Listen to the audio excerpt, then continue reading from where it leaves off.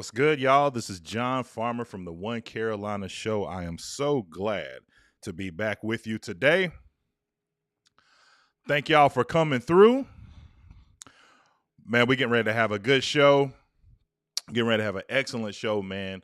I'm doing my final mock draft where it's just me and you guys. I've done a couple of different mock drafts with a few different people. Shout out to my guy, Sakib Ahmed. Shout out to Cody Lack from the C3 Panther podcast. But this time it's me and you guys. So I appreciate you joining me on this Monday afternoon. It's draft week, y'all. It's draft week. It's draft week, y'all.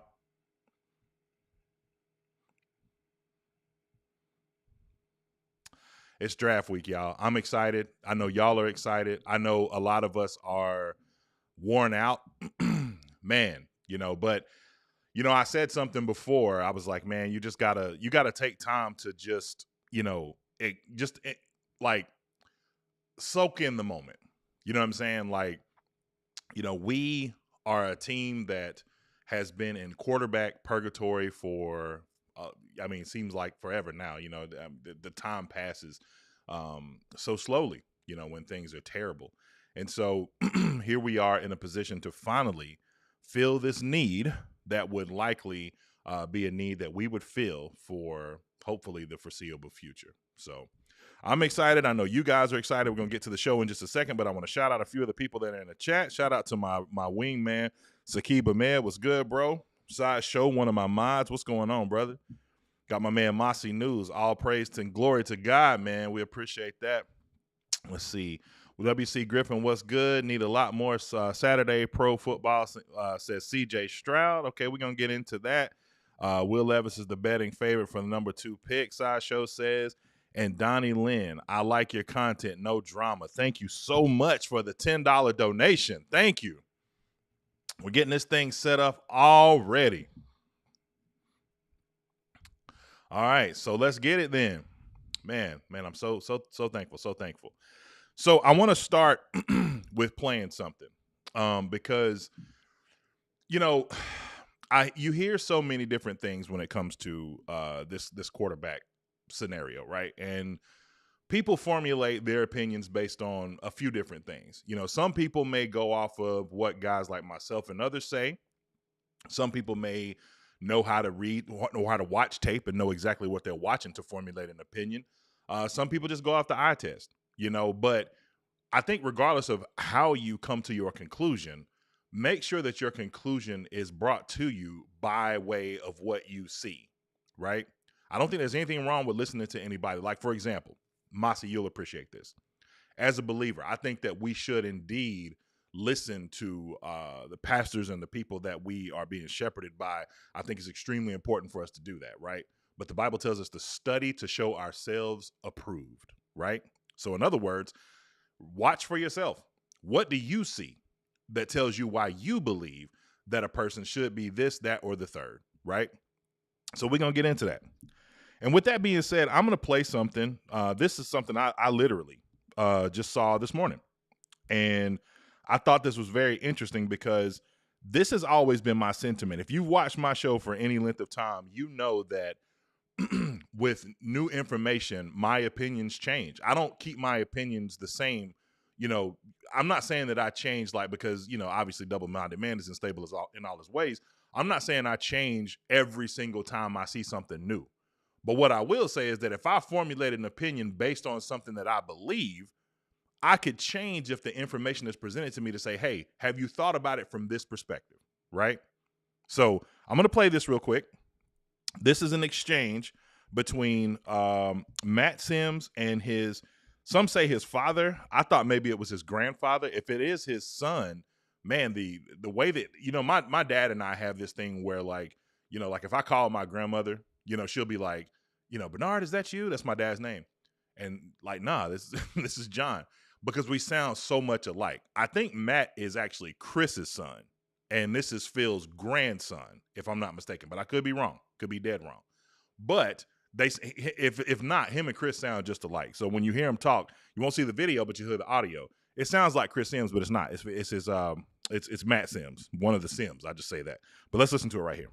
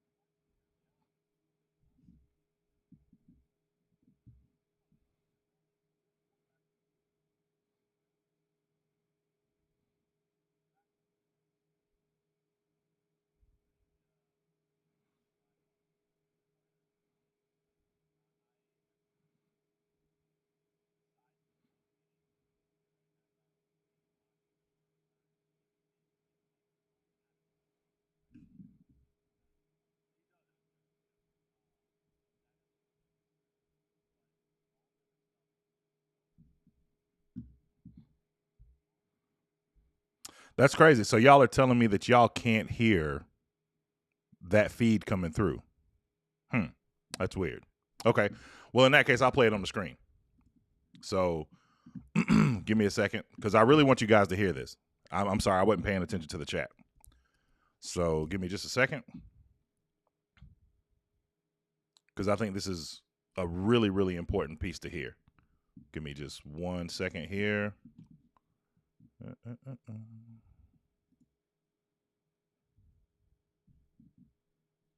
All right. And shout out. So the comment that I highlighted, I got to shout him out real quick. This is a very, very close friend of mine for a very long time in my life. Probably knows me better than anybody. Splatter Talk Cinema. I won't say his personal name on here, but he says CJ Stroud. So we're gonna get into that, man. It's gonna be good dialogue for sure. Give me just a second.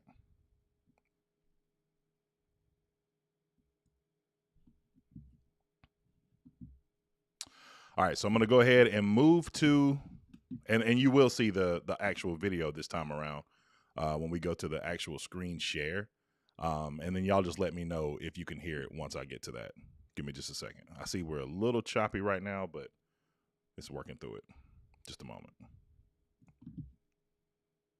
All right, here we go. Gonna play this audio really quick, and then we're gonna chop this up and get to this draft.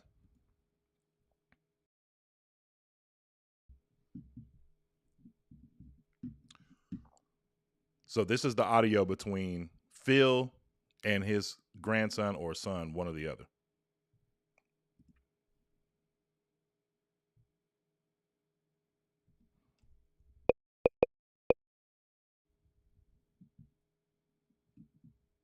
Can you guys hear that at all?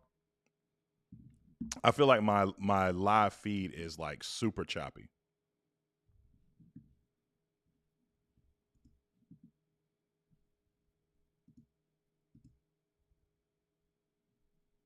Well, as time goes on, I gathered more information. You're the Carolina Panthers. Are you drafting Bryce Young? At first I said there's no way, and I'm not whatever. You know me, when I pick them or whatever, I'll stay with them and all that. All right, what changed? The more I watched and just seeing him, even in his pro day, watching it a little bit, and just, as time goes on, I gathered more information from me. Right. Most of the time, I don't care what other people think. I really don't. I do it on me. And so you made that apparent. But once I got more information, it started making me change a little. And I think what we just watched there, all the movement and all the things he can do off schedule, which, come on, it's the NFL now. You're a quarterback. If you can't move around and make these throws, you know where you're going to be? You're going to be the backup or you won't be in the league. So. Okay. And, I guess just my thoughts on that, right? I Go think ahead. You're on it. I at first, the size thing was an issue for me, right? As I was looking and watching, there's certain times when he gets hit and he gets, thrown out of the screen, right? Like your friend gets thrown out of the club. He does. It's not good. Yes. So that is a little bit of concern. But all the other stuff is just so, as they say, cliche, off the charts good. It's kind of hard to pass up a player like this. So that's why with Bryce, it would be very difficult for me if I was the GM, right, of the Carolina Panthers to pass up Bryce Young and the talent that he is. And I think the other big thing, Matt, is just this. The Carolina Panthers are not the worst team in football. No, they got a lot of players there. Think, yes. Frank Reich, whatever you want to say about him, he's in Philadelphia, wherever he's coached, even in Indianapolis, he can adapt to quarterbacks. Yep. I watch all the plays. And I think they'll be careful with him. I would be shocked. Well, he will be. Jim Bob Cooter, McCown, all the. I know Matt was getting killed for that Jim Bob Cooter comment, but the crux of what he's saying is this, and this is what I find interesting. Like I said, with new information, things change. I can remember a time when, I remember watching the Tua hit because I think Bryce Young suffers from the Tua fallacy, right? And I know many would say, well, what is the Tua fallacy? It's recency bias. When we see Tua get slung around like a rag doll, right?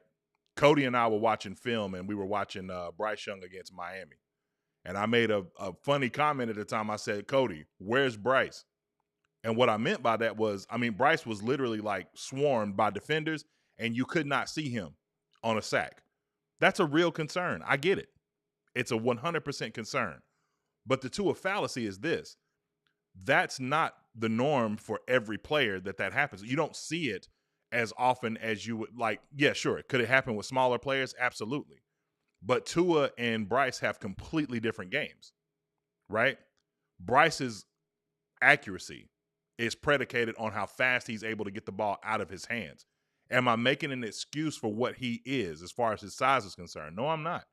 Because when you see him when he gets to the NFL, I never will forget this. I remember watching, if any of you are Clemson fans out there, Ben Boulware, right? Ben Boulware was a linebacker, really good linebacker for Clemson, won the national title, ironically beating Clemson for the national title. But Ben Boulware was severely undersized. When I saw him in the NFL at the linebacker spot, I was like, man, it makes you realize, like, yo, I can't believe how small he really is. And there's some giants in the NFL. So Bryce is going to look very tiny. He's going to look very small on the field. But to me, it would be no different than watching PJ. Like, I remember a lot of people were saying, like, yo, man, the batted passes, that whole thing. I get it. It's a real concern, especially when you see how many batted passes Baker Mayfield had last year. It is a real concern. The only thing I would say to that is this. Okay, it's a concern, but is it enough of a concern for you to say, okay, he can't do this? Because on his level, he didn't have many batted passes. As a matter of fact, I think they said he only had 2, and Baker Mayfield had that. But if you go watch Baker's tape from last year, a lot of his batted passes came from indecision, holding on to the ball too long. These are things that I think in Bryce's case, he's probably going to do a little bit better at. Just my opinion. Young is 5'10", I believe, 5'11". They say 6 foot. 5'11", between 5'10" and 6 foot, which is, I mean, not for nothing. That's a huge difference. I would say 5'11", just to be fair. But if it's 5'10", it's 5'10". So, anyway, let's get to why we are here. So do me a favor. Let me know if what I'm doing for you guys, like, is it choppy? Because it's a little choppy on my end. If it is, it'll eventually work itself out. But if it's not, then we'll keep going. But anyway, I'm going to keep going as if it isn't.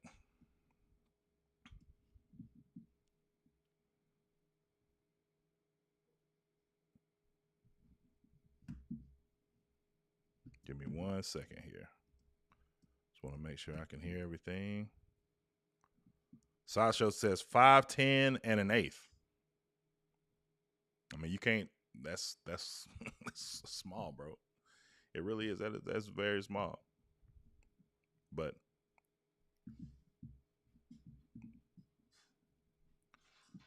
man, shout out to my man Mossy for the super chat. $9.99 says sewing in part to your God calling. Great Panther content. Thank you so much, brother. I appreciate that, man. What a blessing. Thank you so much. All right, we're going to get into this in a second, man, but I want to read a few things. Huge difference. You can work with a 6 foot like Mahomes, but want 6'3" or more usually. I agree with that. That is that for the most part, like, yes, Bryce is an anomaly. We have to be honest about that. He's an anomaly, right? But okay, they said not choppy. Okay, if it's not choppy on your end, then I'm rolling. Tell me this. Can you hear? I'm going to play something real quick, and you guys tell me if you can hear it. I'm going to play a piece of audio, and I want to make sure that you guys can hear it, because it's weird. I'm using new software. I feel like the user experience is much better. It's a better-looking software, more aesthetically pleasing, but there's some things that we're working out, and obviously we'll get much, much better with this over time. But tell me, can you hear the applause that I play?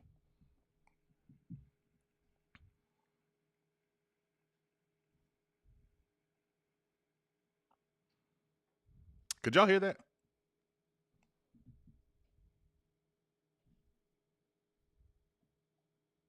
Just type a 1 in the chat if you can hear that. If you can hear the applause.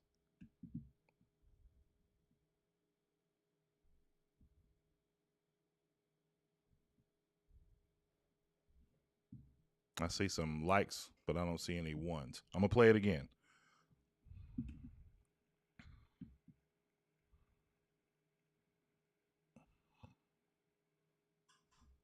Still can't hear it. That's weird. That is so weird. Hang on. What about now?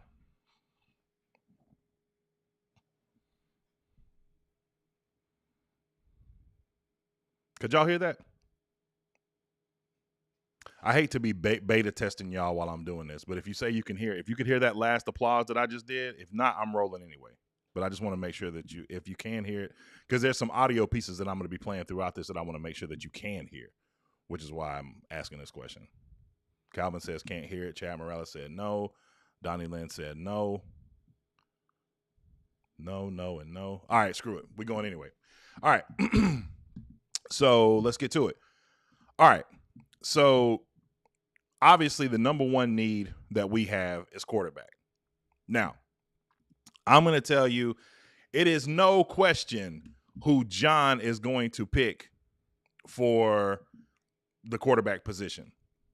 But I'm going to explain why. I, like you, like C.J. Stroud. I think C.J. Stroud, the person, it's unfortunate every single year because at one point it was Will Levis and then it switched.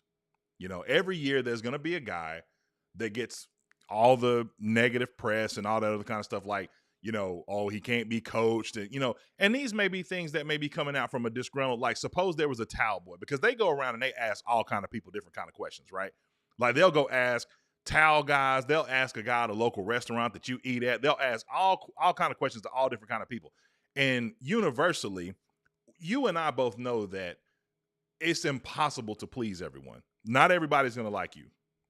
Newsflash, if you're a person who wants to live in the bubble of, hey, I want everybody to like me, you will never be successful at anything. Very hardly will you be, right? Because not everyone's going to like you. And that's okay. I think there's still a level of respect that we have to have for people as a result of whatever comes in our direction. But it's possible that it could be some disgruntled like towel guy. It could be like a water person. It could be somebody that lives in the dorm with him that, it could be some person that's in that, that says, hey, CJ walked by me one day and I tried to say hello to him and he didn't say anything to me, and they can use that piece of information. A scout can feed that to somebody who feeds that to somebody else. And then it becomes like, oh, he's not coachable. And it's like, what? But unfortunately for the quarterback position, they do this. Jalen Carter had a very unfortunate situation. Rest in peace to the people that lost their lives in that situation. So Jalen Carter had a very unfortunate situation. The thing is, though, is that this is not going to affect Jalen in the same way that it would affect CJ or anybody else. It's potential if this happened, if what happened to Jalen Carter happened to one of these quarterbacks, it's a good chance that they may be undraftable. Stetson Bennett had a pretty, in my opinion, I know most people would be like, man, Stetson's trash. You can think that. I don't. Stetson won 2 national championships. If you want to put him in the same realm as Tebow, cool. But Tebow was drafted in the first round. And there's talk that Stetson Bennett might not even be draftable. But a lot of it is because of the decision making. Talking trash to people during the parade, being drunk and getting caught, I think he had a situation where he was trying to run from the police. At quarterback, you just can't do it. Right? Now, am I saying any of that about CJ? No, I am not. I don't know why this stuff about CJ is coming out. I personally don't agree with it because I was one of those people that was, and I'm going to say was, and this is going, if this hurts some of your feelings, I don't care. But I was one of those people who was, man, I'm cool if they draft either one of these guys. No, I'm standing on it. I'm standing on it. I'm not going to live in this world where I'm like taking these safe takes where I'm like, oh man, yeah, either one of these guys. No, Bryce, period. Listen, it's Bryce Young for me all day and tomorrow. Why? you know what? I just realized something. God, I'm an idiot. Man, I'm such an idiot. I do this all the time.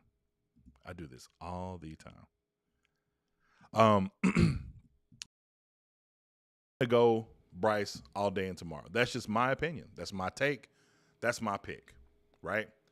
As I mentioned before, I don't know if my man Anthony is in the chat. I haven't looked at the chat yet. But I mentioned this one time before. I said, with Bryce, I have FOMO. I get it. I got all the same concerns that many of you have. Too small, too frail. How long can he last or anything like that? All of that. But when I accumulate, just like what Chris Sims said, When Chris Sims said, with the new information that I have, for me, it was 2 months ago, when I really started diving into the experts. And listen, I had somebody comment to me the other day, hey, man, can you do like some breakdowns, some quarterback breakdowns? I'm the wrong guy to do that. Completely wrong guy. Why? Because I ain't no quarterback, and I'm not a coach. So I lean on people that I trust when they talk about these quarterbacks. I don't lean on people who make picks and say like, oh, this person is going to be, like, for instance, Chris Sims has had a pretty high hit rate on saying like, hey, this quarterback's going to be good. He was dead wrong with the Zach Wilson and Trevor Lawrence thing, right? At least this early. We don't know what it's going to play out to be over time, especially if Zach gets out of New York. But Chris Sims was dead wrong on the Zach Wilson thing and really still tries to defend it to this day instead of just saying, hey, I was wrong, And so I'm not going to look at the film myself because there's some things that I can see that I know I'm looking at, but I am going to use data.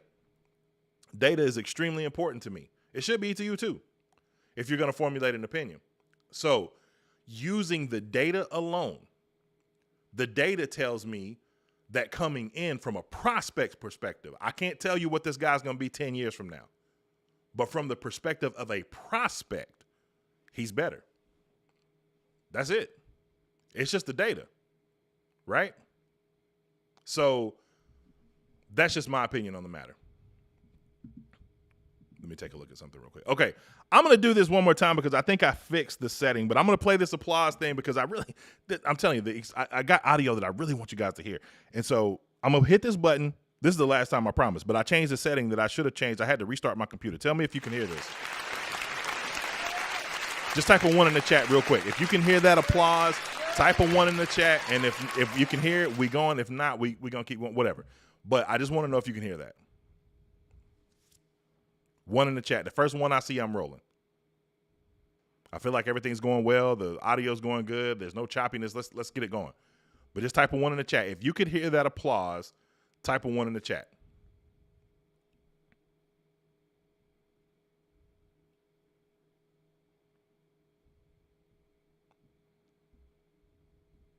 Bet. Finally. Okay, the applause. You can hear it. Got it. All right, perfect. Okay, let's get to it. So, as I said, data is everything, right? So, with data being everything, let's go ahead and get to it. With the first pick, the Carolina Panthers select Bryce Young. I'm making it easy, keeping it easy. We'll come back and we'll get through the rest of this in a minute. So, we're going turbo on the picks. Now, I'm going to pause for a second because I want to see who went where, because this is going to be interesting. All right.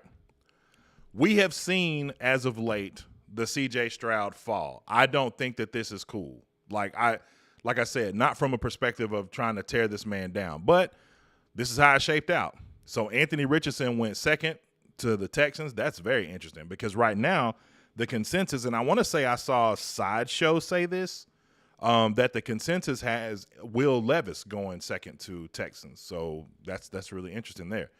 Will Anderson went to the Cardinals, and I thought that was going to be something that would be traded because a lot of people talked about that.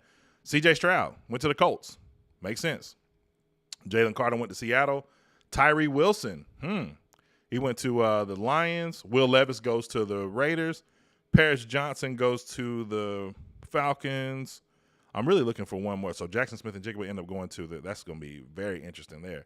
Broderick Jones, Luca Van Ness, Christian Gonzalez. I figured he'd be the first corner off the board. Devin Witherspoon right behind him. Edge Nolan Smith goes to Green Bay. Joey Porter goes to Washington. Miles Murphy goes to the Steelers. Darnell Wright, good pick there. Bijan Robinson in the division. Okay, so we got 2 players. That's what I was looking for. The next one is going to be the Saints. Where are they picking? They pick Michael Mayer. All right, cool. So no other quarterback in the division. I got to be honest with you guys. For all of us who like to talk our junk about Will Levis, hang on a second. That's for the audio. Bryce, who do Cowboys get? Man, Donnie, thank you so much for the super chat. Says that's for the audio. Thank you so much. We appreciate that. All right. And then Splatter Talk, the Cowboys got Brian Brzee. That's a good pickup. Defensive tackle out of Clemson. He's a monster. Dalton Kincaid and Michael Myers. It's weird, like the skill positions going back and forth like this. So Dalton Kincaid goes to the Bengals and Michael Mayer goes to the New Orleans Saints. All right. So, but like I said, for the guys who are the Will Levis haters, I just got to be honest with you. I personally, both he and Anthony Richardson, I'm just going to say this. I hope they don't end up in Atlanta. I don't think they'll end up in none of these guys will end up in New Orleans. I think it's potential for Hendon Hooker to get drafted by New Orleans or potentially even Minnesota. But I hope that neither one of those other dudes go to New Orleans or Tampa. I'll just say that. I'm not worried. I ain't scared of them, but I'm just saying. Anyway, all right. So Emmanuel Forbes goes to the Steelers. Drew Sanders, really good linebacker out of Arkansas, goes to the Houston Texans. Keely Ringo goes to goes to the Cardinals. Cam Smith, man, that's one of the guys I was looking at. He goes to the Colts. Will McDonald, the fourth, goes to the L.A. Rams. He's from Iowa. Jahmyr Gibbs got picked. Okay, so that's a little earlier than we normally see him. And then John Michael Schmitz, that's a guy that I haven't really seen a whole lot of. So that puts us back on the clock. Now, so if we're going off of need, obviously quarterback is still a need, wide receiver and edge. Now, many people would suggest Felix, or in this position going best player available. I like a couple of different options here. I really like, so this is where it gets interesting because I think for us, the draft, obviously for really everybody, after pick 1, the draft starts for everybody, right? For us, this is where it really begins because we got a couple of questions because there's a few different things that we could fill in this position. I'm going to go to the chat for a minute because I see a lot of you guys still chatting, and so let's see here. CJ had mad wide receiver around him, 2 first-round tackles, no hate, but he had a lot of talent around him. Donnie Lynn says Bryce, Will Levis to Texas, no. Who the Cowboys get? Same, Jack. Okay. Red Sun Batron, when you say Jack Campbell, because that's a pick that I would certainly agree with in this position. The only thing I would ask is this, and I asked this question on the big mock that we did on PNP. Shout out to those guys. Like, how much do you anticipate Jeremy Chin playing in the box? You know, and where is Brandon Smith? Like, this linebacker room is, I'm not gonna say it's full, but you kept Shaq, Brandon Smith, Chin's gonna play some in the box, Frankie Louvu. And then obviously on the edges, you got Burns and my guess is the main question would be who's going to fill that other edge position? And then that's where you come to do you like Felix Uzoma out of Kansas State, or there's another guy, BJ Olujari. Did he go already? Let me take a look because I don't think he did. Let's go look at edges real quick.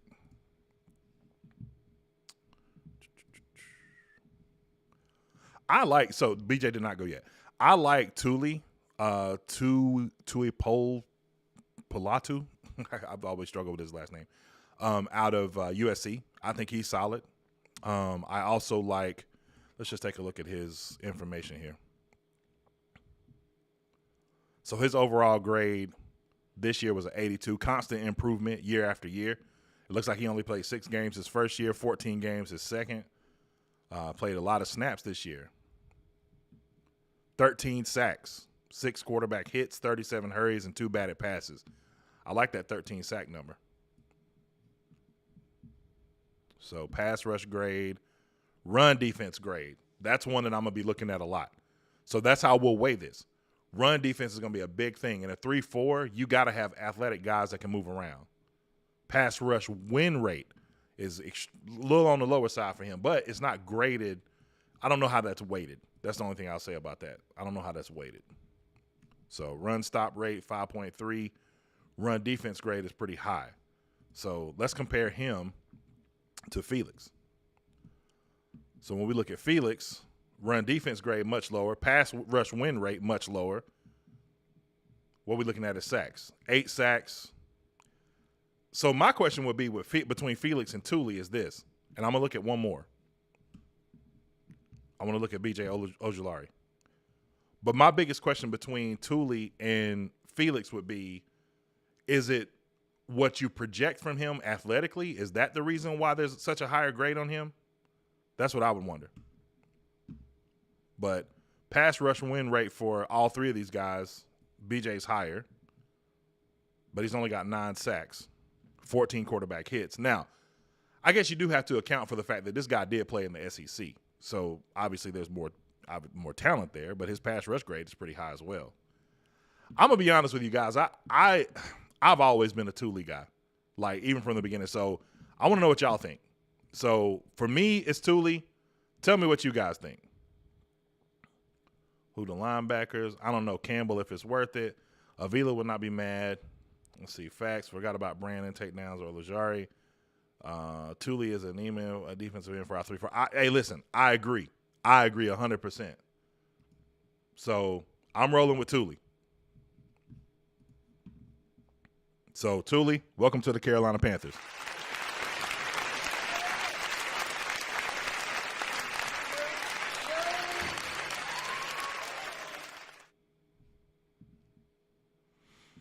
All right, so here we go. The next need, I know that they only say quarterback, wide receiver, and edge. To me, the next biggest need on this team, in my opinion, is corner. Like, I know, look, linebacker, I get it. But I want to see Brandon Smith develop. And as I said this before, at some point we have to start developing talent. We do. But we got to start developing the depth talent. So I think we'll be fine at linebacker. That's just my opinion. But let's just go back up and check out some people that went after this. Man, I didn't realize Jalen Hyatt was still on the board. I should have looked at that. But, that is what it is. But so we took Thule. Jalen Hyatt goes to the Saints. Darnell Washington went to Tennessee. Interesting. The Jets took Hendon Hooker. Jack Campbell went to the Jets as well. Felix ended up going to Atlanta. But bump it, we ain't scared of it. It's whatever. We ready for it. Let's see. BJ went to the Steelers. Josh Downs went to Tampa. So we getting some competition inside the division. Trent Simpson goes to the Seahawks. Let's see who else on here. Just kind of looking. Isaiah Foskey. That's another name that was out there a lot. He went to the Eagles. Let's see. DJ Turner. Derek Hall. Jonathan Mingo. That's a tough one. That's a tough loss. I think if I had to do this mock draft over again, he probably would be my second pick. That's going to be hard to pass. And not for nothing, when Scott Fitterer made that comment in the press conference, and he said there was a wide receiver in the room that they really liked a lot, I believe it was him. I think it was Mingo. Let's see. Zach Charbonnet, running back, goes to Falcons. Man, they loading up on skill positions. Let's see, who else? Tank Dell. Man, a lot of these guys that were on the board like late, it's amazing how this has changed. And one of the things I'll say is that I think we have real data uploads now. Like, I have PFF Premium, so of course I'm seeing some things that, the way that they do the mock, because it used to be, I think, just literally like 2 weeks ago, because the last mock draft I did, the simulator was free. And I see that ESPN dropped a simulator to kind of compete, in this market or whatever. And PFF made you pay if you wanted to have like a lot of in-depth stats. And they also made you pay to go anything beyond, like, I think the third round, if I'm not mistaken. So, but Tank Bigsby, the running back, goes to the Chargers. Splatter Talk, if you're still in the building, DeMario Overshown, linebacker, goes to the Dallas Cowboys, probably filling in for I don't know. Did you guys give Leighton Vander Esch an extension? I'm not sure. I don't know if that's how that's working out. And then Jordan Battle, safety, going to the Bengals to replace Von Bell. Was it that? Is that who came to us? Von Bell from the Cincinnati Bengals. I'm pretty sure. So, with that said, we are back on the clock. Now, like I said, my opinion, I think that you could go a couple of ways here. I like the tight end Luke Schoonmaker from Michigan. I don't know that I would like him more than I would like a corner in this position. And I'm going to take a look at corners because there's one corner I want to see if he came off the board yet that has dealt with some injuries. There he is. Garrett Williams from Syracuse. if Garrett Williams gets healthy, you're talking about this guy could be legit. So let's see. Where we at? INTs. 2 INTs this year. Yards. Only gave up 253 yards this year. Targeted at 21 times. Run defense hitting the greatest. Coverage grade is solid.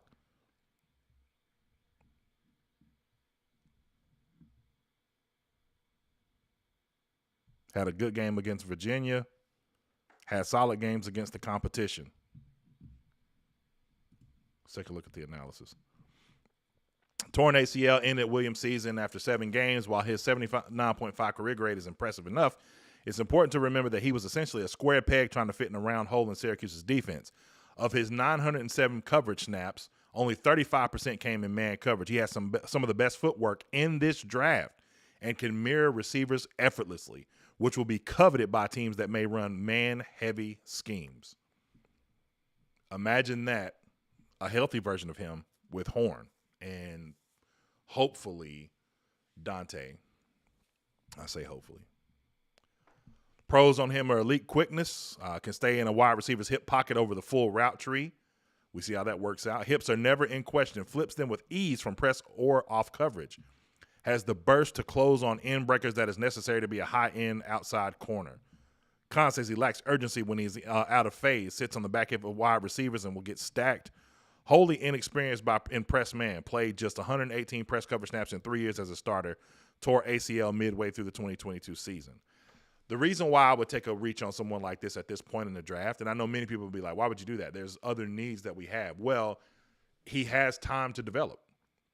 And if these elite traits of his can develop fully, then you're talking about a guy that can eventually take over and succeed one Dante or someone like that. Like, I'm okay with not drafting somebody that's going to start right away at this point in the draft. I know many would be like, nah, man.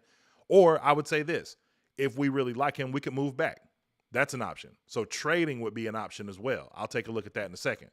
But he's somebody that I certainly would consider because, you know, I know we don't have the best corner, like, you know, it's a need for us for sure. But the room is a little bit on the stacked side. Like, suppose there's a world where C.J. Henderson under this coaching staff gets a little bit better. What if Dante Jackson stays healthy this year? What if J.C. Horn stays healthy this year? You know, I had really high hopes for Keith Taylor. And I hope I'm wrong. I hope Keith I think this will be his 3rd year. I hope Keith turns the corner and turns into, you know, what I believe could be a solid corner in this league. But if I'm going off of what I saw last year, it doesn't appear that that's going to be the case. So I would take a chance right here, personally. But let's take a look at LaDainian Tomlinson's, I believe it's his nephew, because this is a guy as well. A little undersized, but still a guy. So let's take a look at his analysis here. The nephew of Hall of Fame running back LaDainian Tomlinson. Tomlinson joined his uncle in becoming a legend in Fort Worth. He won the Jim Thorpe Award last season, this past season given to the best defensive back in college football. The senior forced 21 incompletions, more than any other defender in the country. He has legit speed to go along with incredible smooth hips to make him the most fluid cornerback in this class. The big worry is his size, yes. Hodges is only 5'9" and 180 pounds. I noticed that in the title game. You know, but he's twitched up. That one pro, when they said that, supremely twitched up. What a quote. That's awesome. One of the most efficient movers you'll ever see at cornerback. Breaks off coverage are elite. He beats wide receivers to spot routinely. Silky smooth hips that cause him to lose no speed when transitioning downfield. His cons, though, about as small a corner as you'll see, can get bodied far too easily. Absurdly over-aggressive to compensate for size.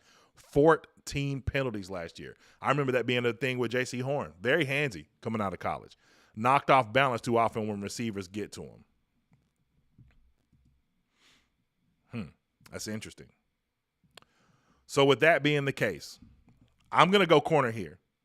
But I want to know, type a 1 in the chat if you like Tomlinson. Type a 2 in the chat if you like Williams.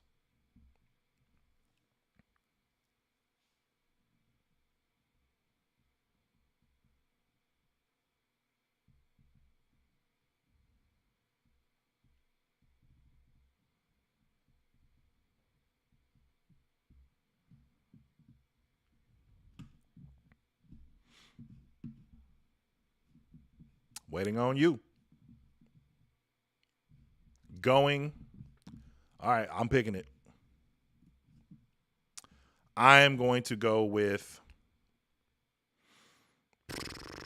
Man, this is hard. Somebody also said Riley Moss. I just want to look at it real quick, just to take a peek. Oh wow. Oh wow.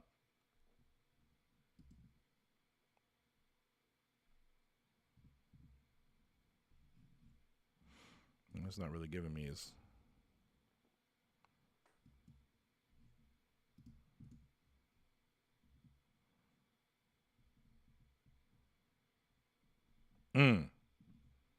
This changes some things right here. I should have never saw that. All right, bump it. I'm going Riley Moss. You're a Panther.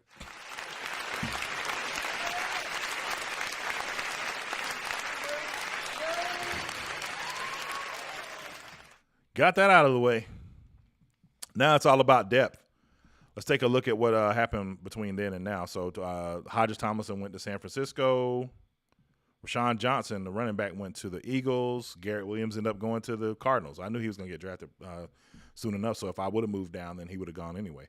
Henry To'o, he's starting to climb up the draft boards, man. So let's see here. Luke Shoemaker. Okay, there's a name that I haven't seen. Now, this is where I'm going to go depth. I'm going to see if he's still here. Where's he at? Jackson Kirkland is still there. I talked about this before, man. He took an absolute nosedive. All right, let's see. Where's he at? Now, I know many of us would probably go BPA in a situation like this. He is not on the board. I think he might have got drafted. I'm probably way past. I'm looking for Cody Mock. My guess is that he probably went somewhere in the first or second round. Let's see. Round 2. There he is. Oh, yeah, he went to okay. Yeah, I figured he'd be off the board. But at this point, the reason I liked Cody Mock is because I feel like, I don't think that Taylor Moton took a step down last year, I'll say.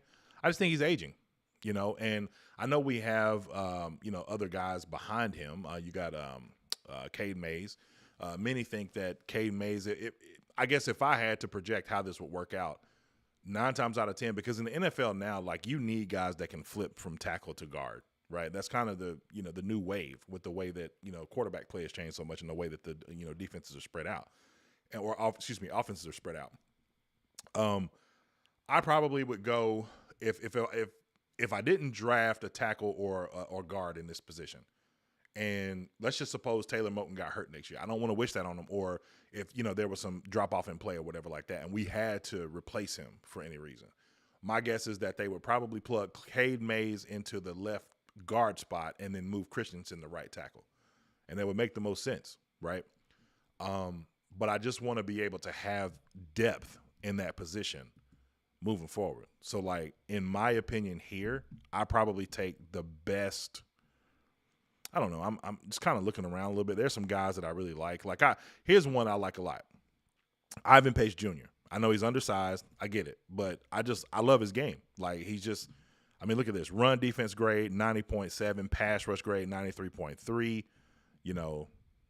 Man, just a wrecking ball. 92 tackles this year. 19 missed tackles, but 34 assisted tackles. Played in 13 games.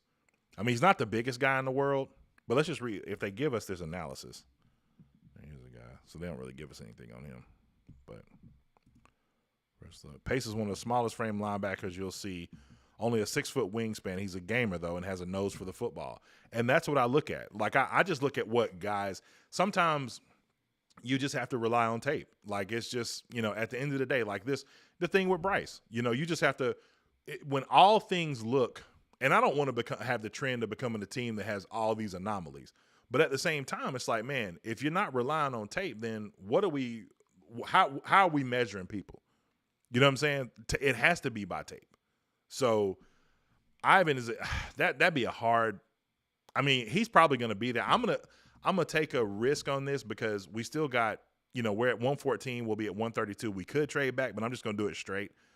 But he's somebody that I certainly would look at in this situation. But I'm probably just going to go right now with the best offensive lineman on the board, and the reason is because I want to build depth at this point. So let's take a look at interior offensive lineman. Andrew Voorhees is a guy that I've seen a little bit of tape on, but got a pretty good grade. Pretty good pass blocking grade, pretty good run blocking grade. Only gave up 2 sacks this year. No sacks last year, which was incredible.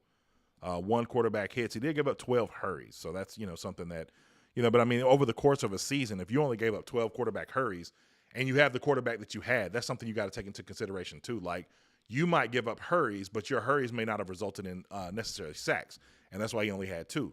Caleb Williams is legit under pressure, and that's something we're going to talk about here in a couple of minutes. So I'm going to take Andrew Voorhees in this situation, building up depth. So Andrew Voorhees, you are a Carolina Panther.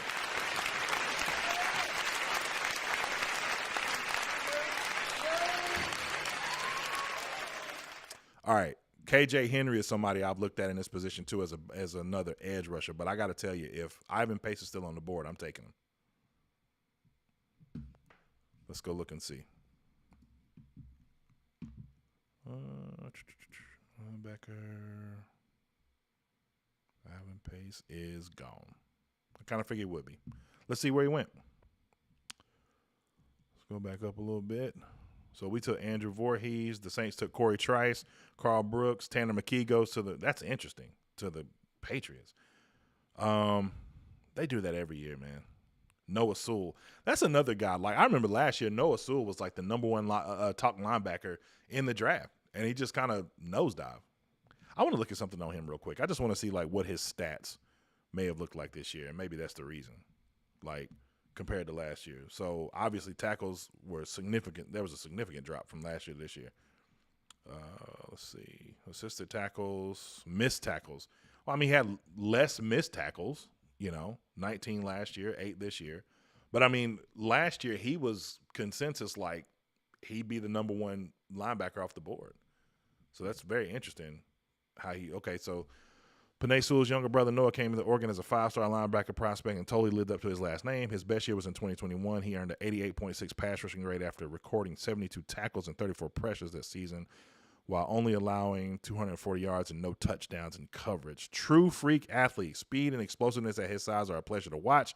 Stops ball carriers in their tracks. He possesses a Madden hit stick.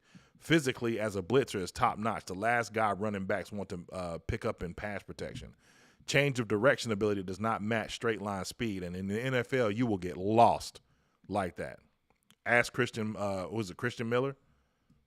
Lost in coverage far more than you like. Tendency to overrun plays and come in too hot as a tackler. Bigger issue early in career. That's interesting. I can see why that would be a drop-off if the tape is showing that. So Ivan Pace ended up going to the Cowboys. Shout out to my boy Jason.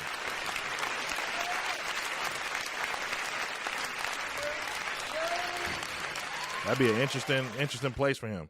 Keitrell Clark went to the Bengals, so that puts us back on the clock. Now, here,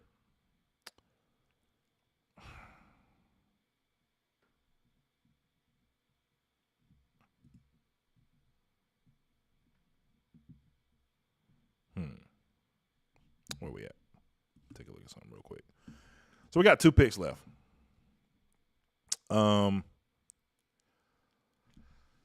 The reason why I think that it's important to build depth for certain positions, and I probably in this position do go KJ Henry. Yes, my Clemson bias is showing, but get on Clemson's level. The reason why I would go in this position with a edge rusher is to build depth. Same reason I went with a guard for the last pick. If you already have solid play at certain positions, then you just want to build depth so that the rotation, like, you don't have a drop off when the rotation comes. So this is where I would take a chance on a guy like a KJ Henry. So I'm rolling with it. Let's just get it done. Shout out to KJ Henry.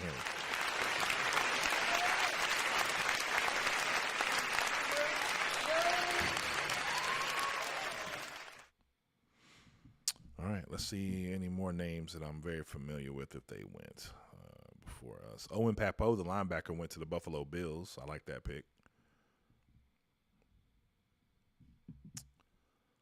And then this last pick, there's a name I'm looking for. Quindell Johnson. That was one name that I was looking for. Man, I got to – you know what? I'm going to do something here. I know many people are like, man, why are you double dipping on offensive linemen? Because I don't think you can have too many. Like, okay, Pat Elflein, I think, is gone, if I'm not mistaken. Michael Jordan, if he's not gone, should be. Actually, yeah, he did get cut. I think I might take a flyer on Jackson Kirkland. I don't know if many of you are familiar. I'm going to see if they have a write-up on him because many of you may not be familiar with Jackson Kirkland, but Jackson Kirkland was actually one of the – here we go. Okay. Kirkland has good feet and balance, which allow him to consistently get himself into good positions. Because of that, he rarely loses ugly. Kirkland profiles a swing tackle who teams hope can develop into a competent pass protector. Kirkland's leverage issues are tough enough to crack. They aren't going to all of a sudden be alleviated by a move to the interior despite playing there previously. Shades of Storm Norton. Quick off the line and can get out of the move. Balancing under control in space, rarely out of control. Has cross-trained playing 2 positions at right guard and 2 seasons at left tackle. High-cut tackle who was difficult playing low. Doesn't have a power element to his game. His length isn't great for tackle, and he struggles to gain optimal hand placement. This is why I would take a flyer on him because I think he would be a great guard. But last year, and again, let's look at the tape from last year. This is odd because he had a better season this year. I think with Jackson Kirkland, it's a tweener situation because if you stick, this is why it's important. Like the reason why Icky to me was one of those anomalies is because when you stick to a certain position, like Brady Christensen had the highest PFF grade for a left tackle coming out in the draft era when he came out. Obviously, that may have changed, over the time that he came out until now. But at the time, that's what it was. But he was a surefire left tackle, which is interesting that he transitioned to guard, and he's solid. I anticipate Brady Christensen having a Pro Bowl style year this year. I think he could. When I look at Jackson Kirkland, it's like, man, like if you go back and do any analysis from last year's prospects, he was one of the highest ranked left tackles on the board. And it's weird that he had such a drop-off. But I think that drop-off can be correlated with the fact of 2 things, because this may have been beyond his control. You can't always – sometimes you just have to be a need filler where there is the need. Like if you happen to be able to do one thing, like for instance, Ryan Tannehill. Ryan Tannehill was a receiver. They had a need at quarterback. He could play quarterback and play good enough to get himself drafted. Richard Sherman was a cornerback, but there was a need at wide receiver, so he played wide receiver but got drafted as a cornerback and ended up having a Hall of Fame career, right? So, sometimes you just got to be able to move, but some guys just don't develop quickly enough. So the reason I'm going to take a flyer on Jackson Kirkland here personally is because I feel like in the same vein of the Richard Shermans and the Ryan Tannehills of the world, it's possible that a guy who probably would fare better in the league at the tackle position may be able to develop, because guess what? He ain't going to be asked to play right away. And if I'm drafting, I don't care if I'm drafting Bryce Young. I don't care if and we still got guys out there in free agency that we can go grab. We still got a high salary cap. I'm careful. Obviously, we got to pay Burns, and there's other guys that, are going to have contract years coming up like Derek Brown and, in the future. But for the right now, I'm drafting those developmental pieces that hopefully can potentially turn into guys that will be protectors, because if we're going to take this flyer on Bryce Young, which is what it looks like the Carolina Panthers, regardless of what you or I think, it does look like the Carolina Panthers are going to take Bryce Young. I want to protect him at all costs. I don't have to surround him with the best weapons right now. Now, I'm not going to make that same mistake I made with Cam Newton where I don't, give him weapons at all. But for the here and now, we gonna protect this dude. So personally, I'm taking this flyer on Jackson Kirkland. If I'm wrong, then I'm wrong. Let's see what my grade ends up being. It probably sucks.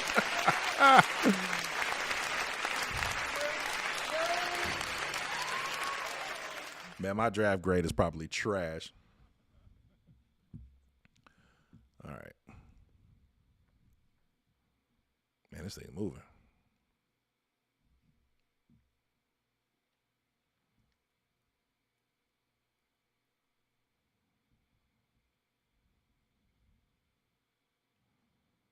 Let's see where we at. It's taking a sweet time. I got a B+, so that's solid.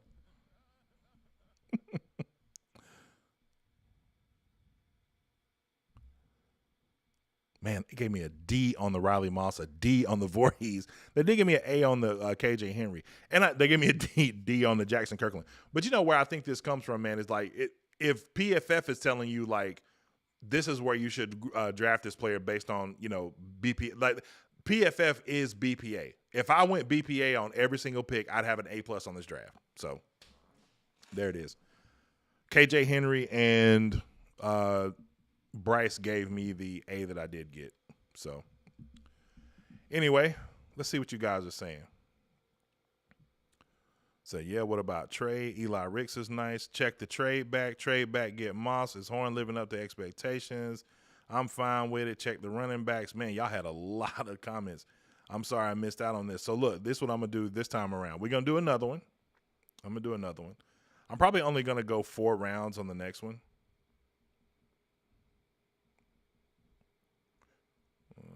Owen Pepo, Sewell is trash. Watch him play. Is gone probably. Wide receiver. My guy. Shout out to my guy Mike Ricks.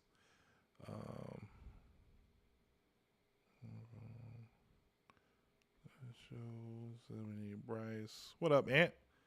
Anthony from Panthers. Hold on. Let's see. Future. Cool. All right. So this time I'm doing another draft, and I want you guys to tell me what you think. So we are going to do another one. Let's start it over here.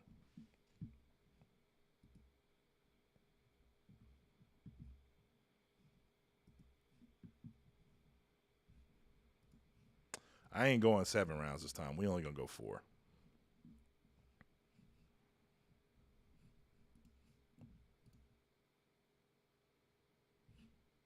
All right. We on the clock. So before we get started on this, let me just do this real quick. Make sure you smash that like button, subscribe button, and bell notification so you don't miss a video. I appreciate y'all joining me on this. I normally don't go live at this time, so I know that there's not a ton of people in here because, I don't really have a scheduled time that I go live. A lot of times I just kind of, hit the button and we go. Yeah, I appreciate y'all, joining me. We will be live on draft night. And so I'm excited about that. Just kind of me and my boy Key will be live, man, just kind of reacting in real time to what we see going on with the draft. But anyway, I did want to look at one thing really quick. So, because I'm going to let y'all make this decision. Like, I am going to pull up something real quick, pull up a couple of things. And I know that it's hard not to, like, think that there are data points out there as to the reason why people feel how they feel about specific players, right? So let's highlight Stroud again for a second. And C.J. Stroud is an extremely accurate quarterback. And I want to show you the proof.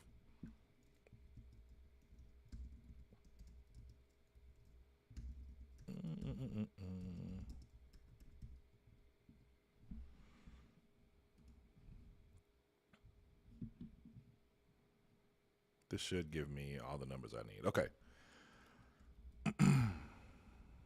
Zoom into this a little bit so y'all can see this. All right.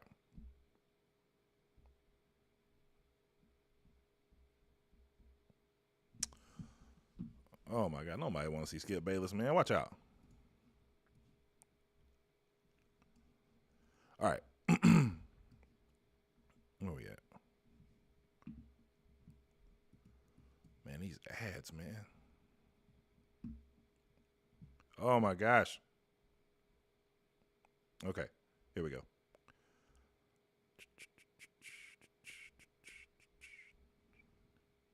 Where am I at?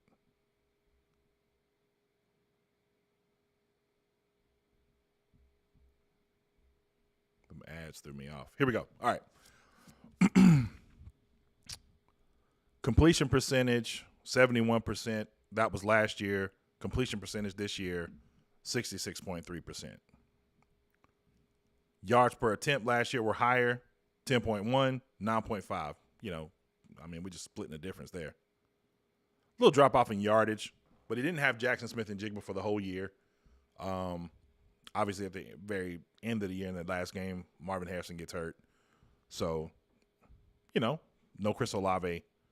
So things changed. But the issue with C.J. Stroud is not his overall accuracy, because that's been kind of the whole issue with like what people are talking about. Like, when, if you turn on the tape, C.J. Stroud is accurate. He is, by and large. The biggest issue with C.J. Stroud is this: pressure. C.J. Stroud under pressure. Now I'm going to show you a PFF chart. And this isn't me. This isn't my opinion. This is the data. This is a PFF chart, Y and X axis, on quarterbacks and their performance under pressure. The NFL is mostly a chaos league. What can you do under that pressure? Because that's what makes you successful. And there's a lot of familiar names right here. But these are guys that perform under this axis, are the guys who performed, who had less of a performance, a standard performance under pressure. Anthony Richardson, Hendon Hooker's down here, McCarthy from Michigan's down here, Jack Plummer from Cal is down here, Max Duggan is kind of just a notch above, Dylan Gabriel's down here, C.J. Stroud is down here, as is Spencer Rattler. The tape matches it. The Iowa tape matches it. The Michigan tape matches it. The tape that doesn't match it, and the thing that changed the narrative, was the Georgia. But the question you have to ask yourself is this, because we're talking about consistency. What do I do consistently? Notice a few names up here. Now, I don't think that this necessarily translates to what you can do at the NFL level, but it's part of the puzzle. It's just one piece.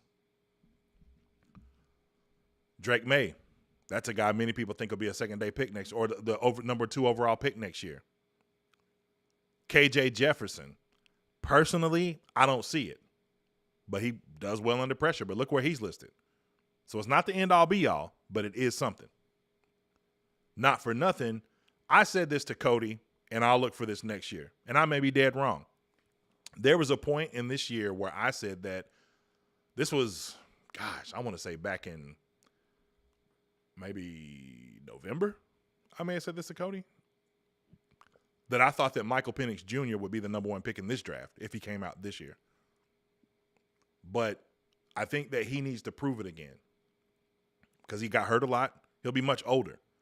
I think if Hendon Hooker, it's such a copycat league, and we have such recency bias, that if Hendon Hooker were to get drafted and actually turn into a solid player, Michael Penix Jr. would likely turn into, a guy next year that people would take a chance on, a higher chance on, because of the age. But we'll see how that plays out. But at the top of this thing, Caleb Williams. Whew. I'm telling you, he's the real deal. But Bryce Young, right there amongst the people who perform at the highest level under pressure. Now, you might say, okay, so what? How does that fare for him being such a short guy passing over the middle of the field? Glad you asked. Because the next thing I pull up here is an on-target percentage by throw depth chart. For many of us who say that Bryce isn't as accurate as some others, well, I challenge you to look at the some others. Because Anthony Richardson, I'm going to tell you, for as many of us that say that Bryce Young is an anomaly, Anthony Richardson is just as much an anomaly. Regardless of his size and his athletic ability and all that stuff, do I think that I've always said that I believe that Anthony Richardson could be one of those guys that his athletic ability could compensate for what may take time for him to learn how to develop, right? But boy, you better hope it develops fast, and you better hope he stays confident, because if he doesn't, it's bad. I mean, you see it for yourself. 70%, 1 to 5. These are targets from 1 to 5 yards. 6 to 10 yards, 61%. 11 to 15 yards, 61%. 16 to 20 yards, 54%, 53%, and oddly enough, 31 yards down the field, he's accurate, more accurate than anybody else in college football. Isn't that weird? 55%. I've seen that somewhere before. But here's the point with that. The reason he's an anomaly is because Josh Allen was the anomaly. Over the multiple years of quarterback data, there's an article I saw, and the next live I do, I'll pull this up. But over the years of quarterback data, it is extremely rare. It's more rare for what Josh Allen did than what Bryce Young is attempting to do. And I get it.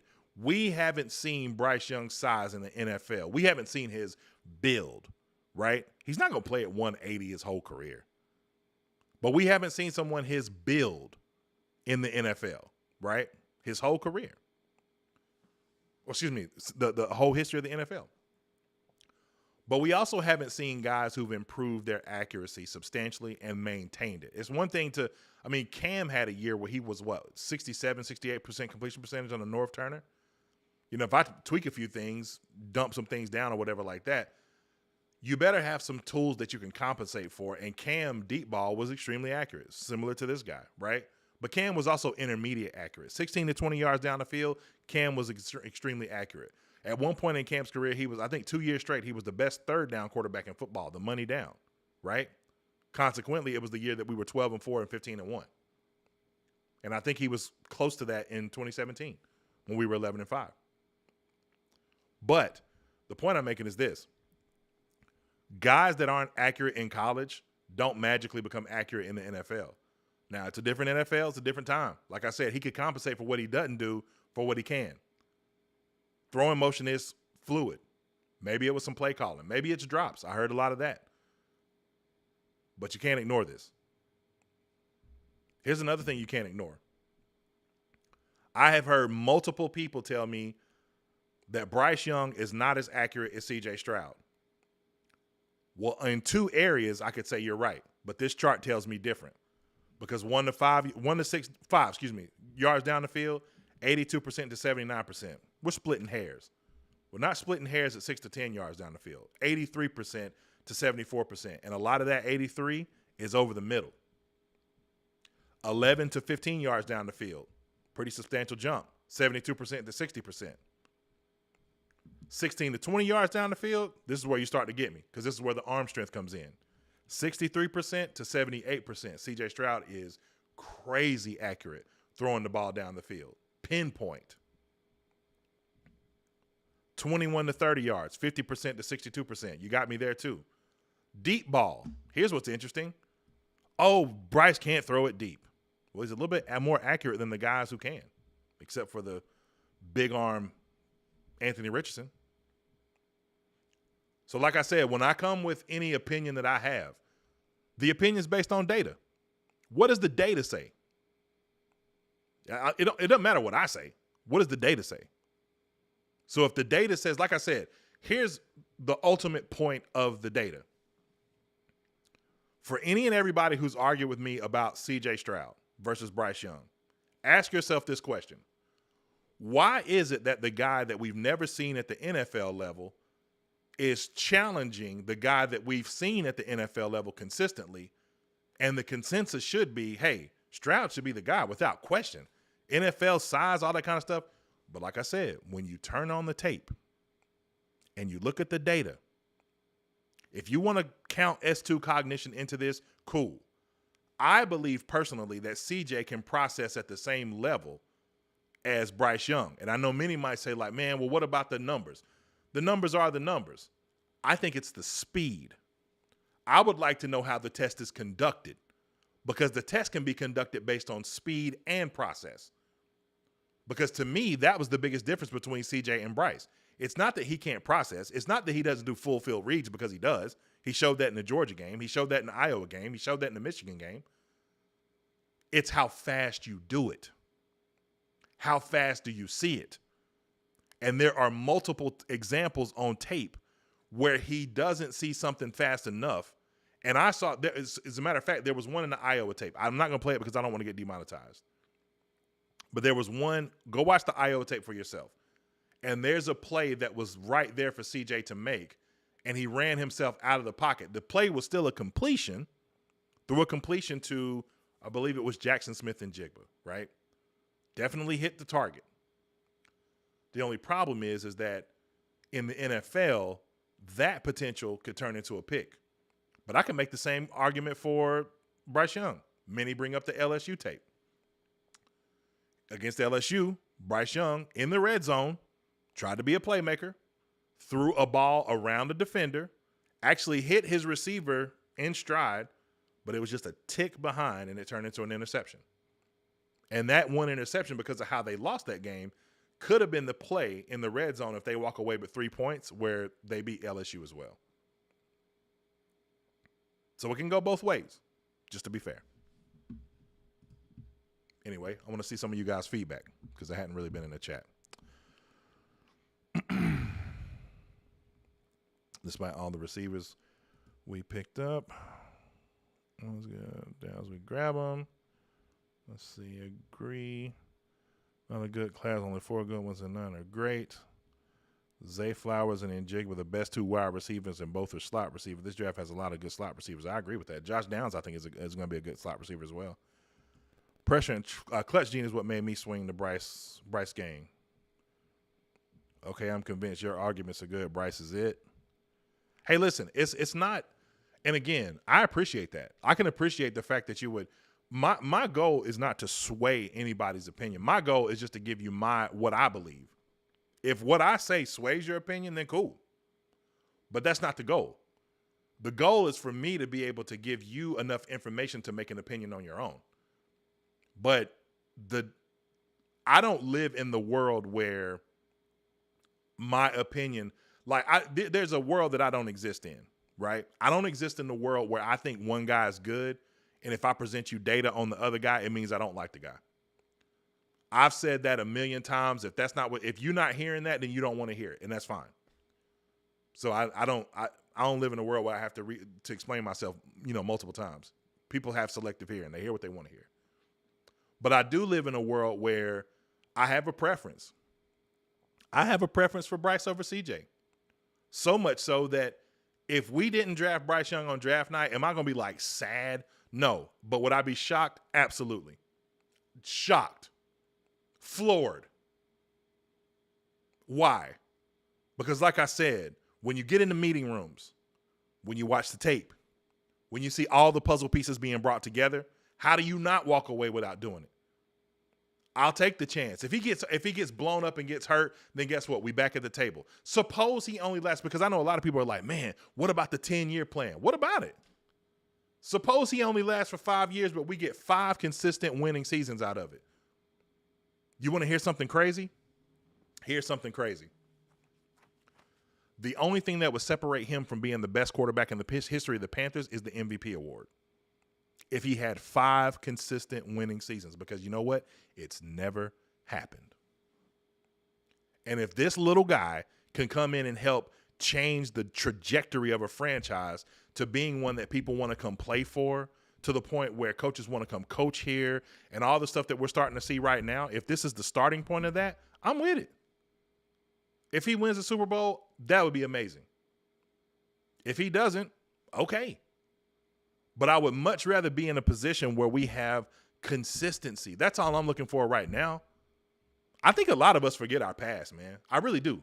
I think a lot of us forget our past as Panther fans and what this franchise has been.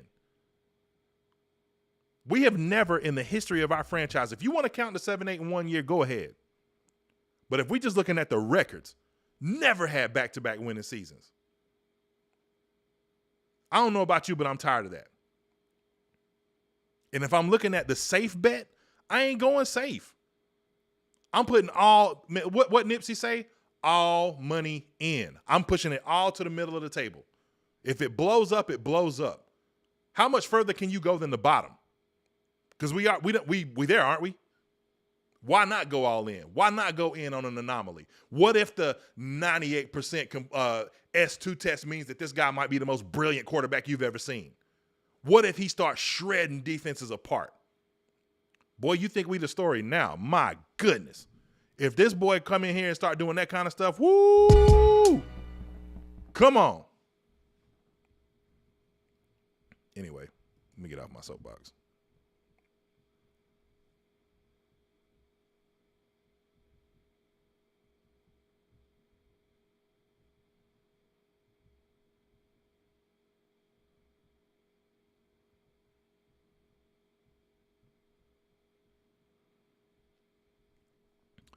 My man Rick said, Bryce all day, my dude. He's the best quarterback in the draft. Hey, I agree, bro.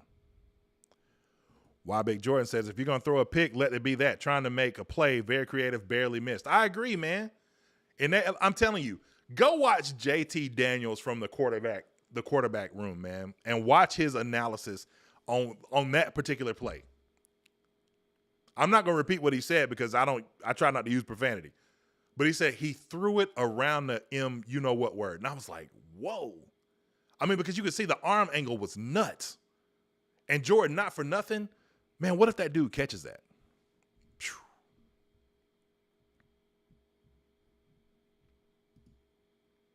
It's only up from here.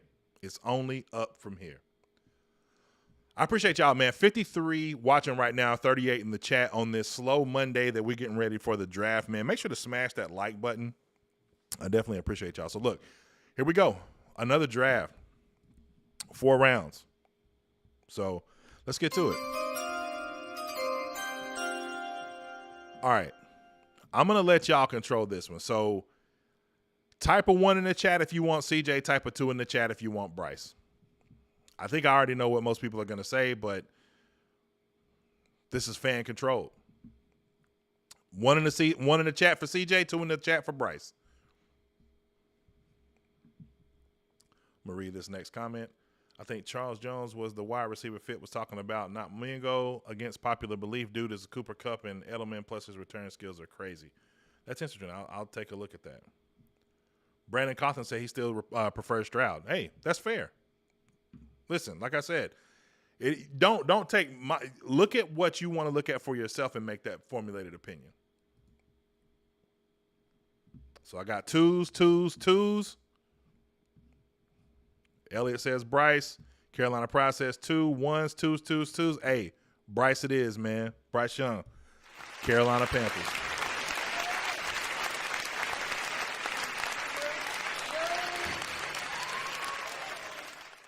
I want to read something real quick because the one thing I haven't done, I haven't read his PFF information. So let's do that real quick.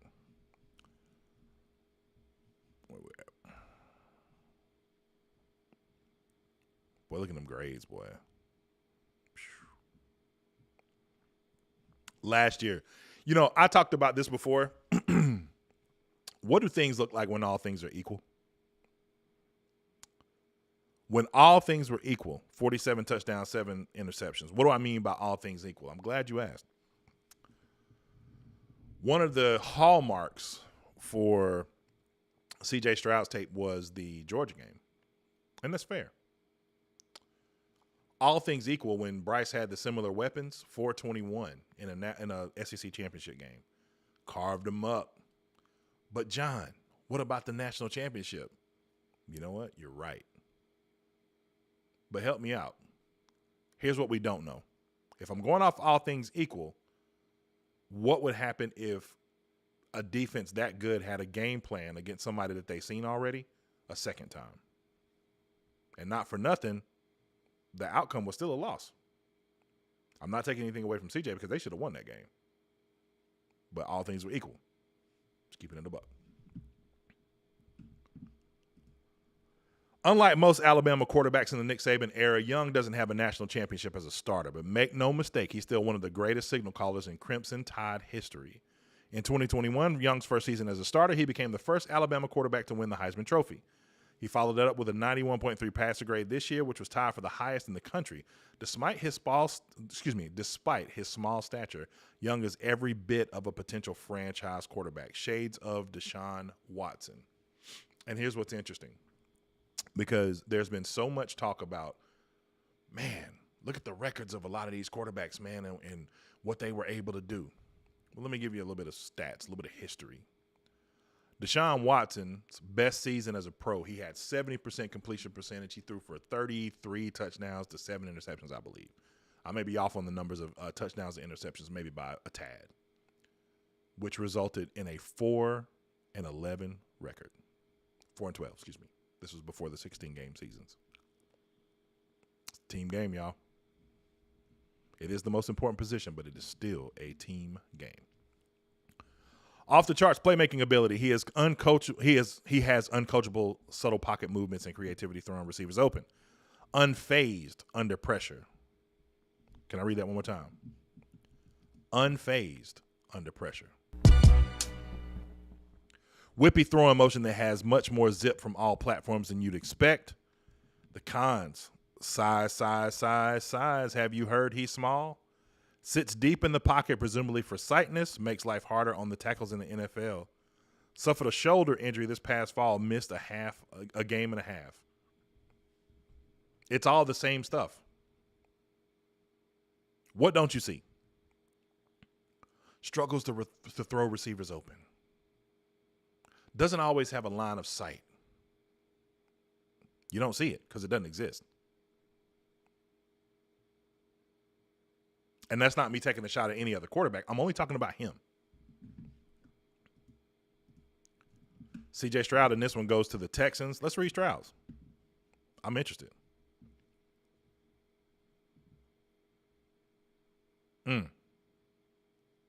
Again, I'm not against Stroud. But that pressure grade, you got to tell me. I wonder this. Here's a question I have. Is there a opportunity for that to get better?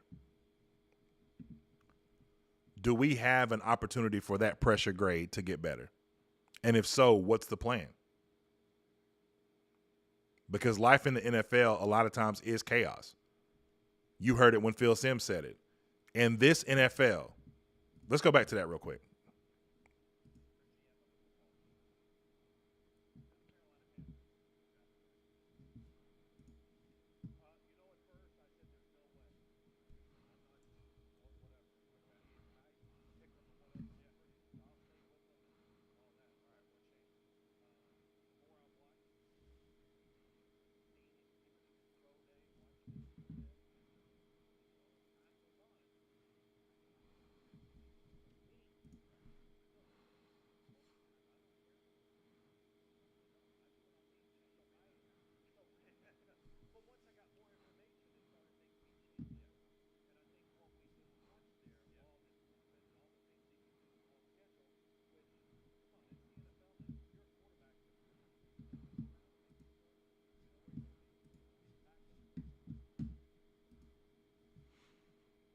You won't be a backup, or you'll be a backup, or you won't be in the league.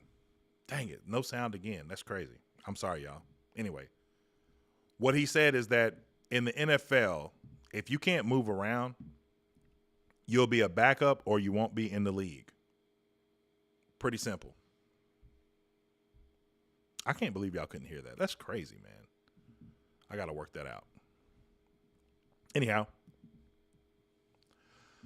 Stroud is going to be a fascinating case study as to how much a supporting cast elevates a quarterback. Over his 2 seasons as a starter, he had the pleasure of throwing to Garrett Wilson, Chris Olave, Jackson Smith-Njigba, Marvin Harrison Jr., and Emeka Mbuka of arguably 5 first-round receivers. Still, Stroud's 26.7% rate of perfectly placed passes lead all FBS quarterbacks since 2021. His job in the NFL will undoubtedly get harder. He has NFL-ready tools as a passer. Shades of Ryan Tannehill. Some of you will find that disrespectful. Accurate to every level of the football field. That's a plus. Feathery touch. Does a job layering balls over the middle of the field. I completely agree. Quick processor from the pocket with anticipation throw littered all over his tape. Agreed.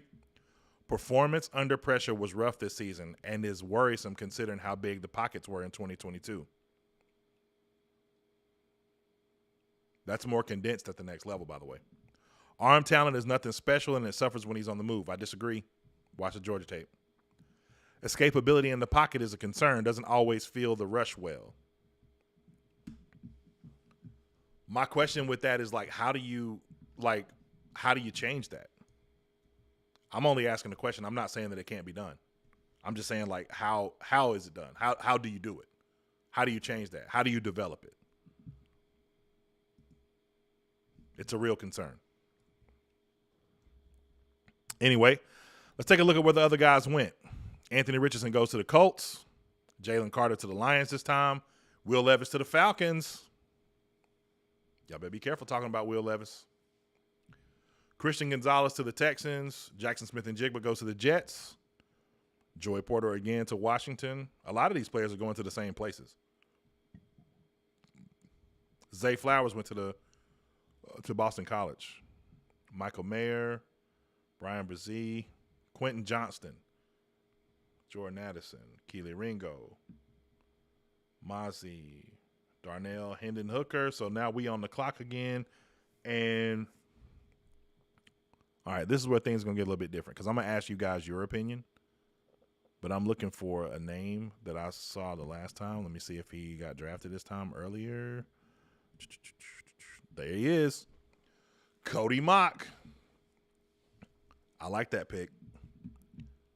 I love the Cody Mock pick. Let's see. Disagree there too. All true. Cam Smith or trade back for edge. All right. You said Cam Smith or trade back for edge. When you look at the film, CJ moves around plenty good enough, so I don't get that knock on him. It's good now. No sound. My apologies. Everything good, brother. No sound, no sound, no sound. Okay, so that was when I was playing the audio. All right. Anyway. Sideshow says Cam Smith or trade back for an edge. Is Cam Smith still on the board? Let's take a look. Let's see. There he is.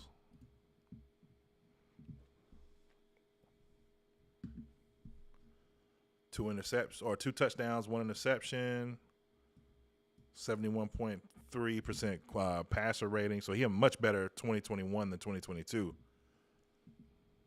Let's take a look at him. Former four-star recruit in 2019, Smith broke out in his first season as a starter in 2021. That year, the redshirt sophomore's 89.7 coverage grade led all Power 5 cornerbacks. He spent a majority of his snaps on the outside in 2021, but was moved between the outside and the slot in 2022. See what I mean? When guys, this is why I think it's dangerous when, and it makes me wonder, like, whose decisions are these? Is this because let me tell you this. This is one thing I know to be a fact. In college football, they don't care about what development looks like for you at the next level. Most of them don't. The coaches I believe there are guys that do. I believe the Sabans of the world and the, Dabos and maybe some other guys may care about this when you're already kind of set, and you're made. Like there's, you don't have anything else to prove. But most coaches, especially in a situation like this with Cam Smith, most coaches are going to place you where the biggest need is. They don't care about your development. And I think with Cam Smith, the fall off came because I'm being a tweener. Put me where I'm the best suited. So if I had an 89% coverage grade for all Power 5 cornerbacks, when I spent the majority of my snaps on the outside, keep me on the outside.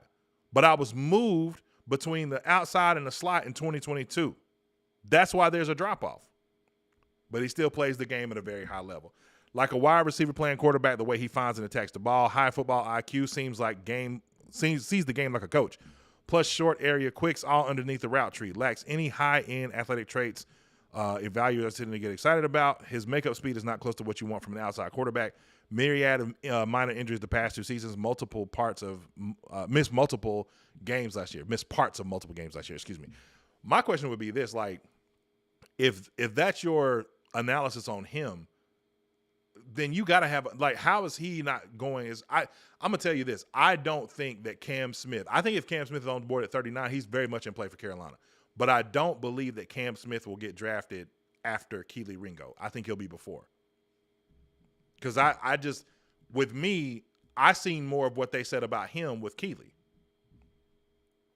But in this case, Sideshow, I'm with it. I think I'm going to go with you on this one. Let's take a look at what some other people are saying here.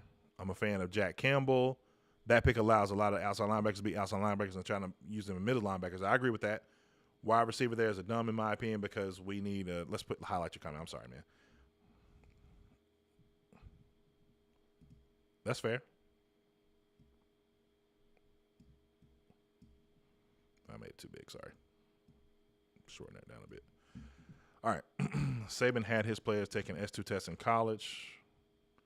Great point, Brandon. Listen, I see the same thing. Cam Smith opposite of Horn that's an interesting proposition. But I do agree that the linebacker core was a huge issue. And Mike Ricks would know this. Mike Ricks is you know the South Carolina dudes, man. Like, I remember seeing that, whole thing with you and Horn, man. Like, not for nothing, many of you may not know that Mike Ricks, shout out to Mike Ricks in the NFC versus the NFC South versus the NFL podcast. But, like, many of you may not know, Mike Ricks actually made the pick before we picked J.C. Horn. Yeah. I think there was a picture of him taking a picture with your son, if I'm not mistaken, Ricks.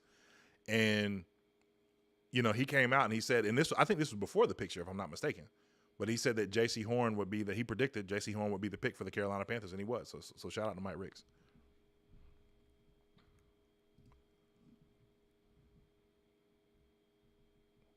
So people are saying edge or quarterback, you can always get Garrett Williams. I agree with that. Garrett Williams was one of my other ones. Where's Hyatt? QT says, let's take a look. I think he got picked already. He did not. Jalen Hyatt is on the board.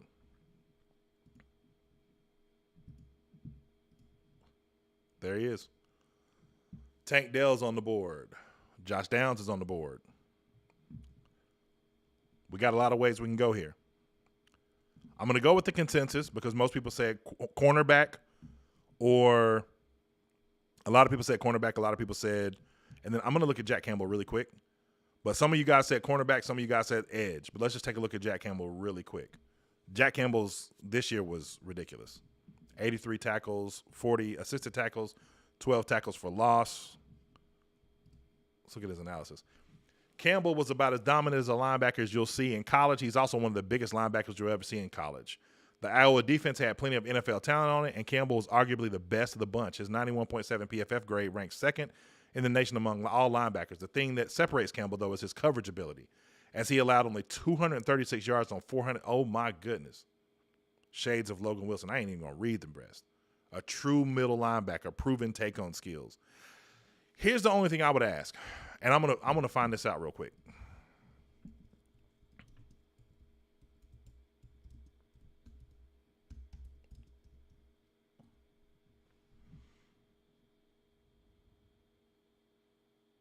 I figured that.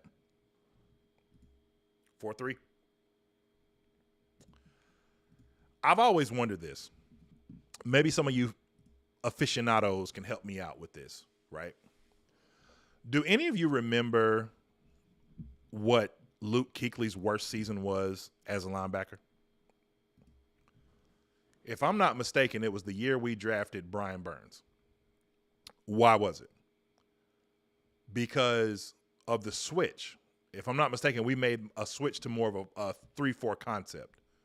I don't know whose decision that was. I don't know if that was a Ron Rivera decision. I'm not sure if that was, the upstairs decision. Who knows? But I do remember Luke Kuechly struggling that season. It was the year before he retired, as a matter of fact, that we drafted Burns, and he struggled all year long.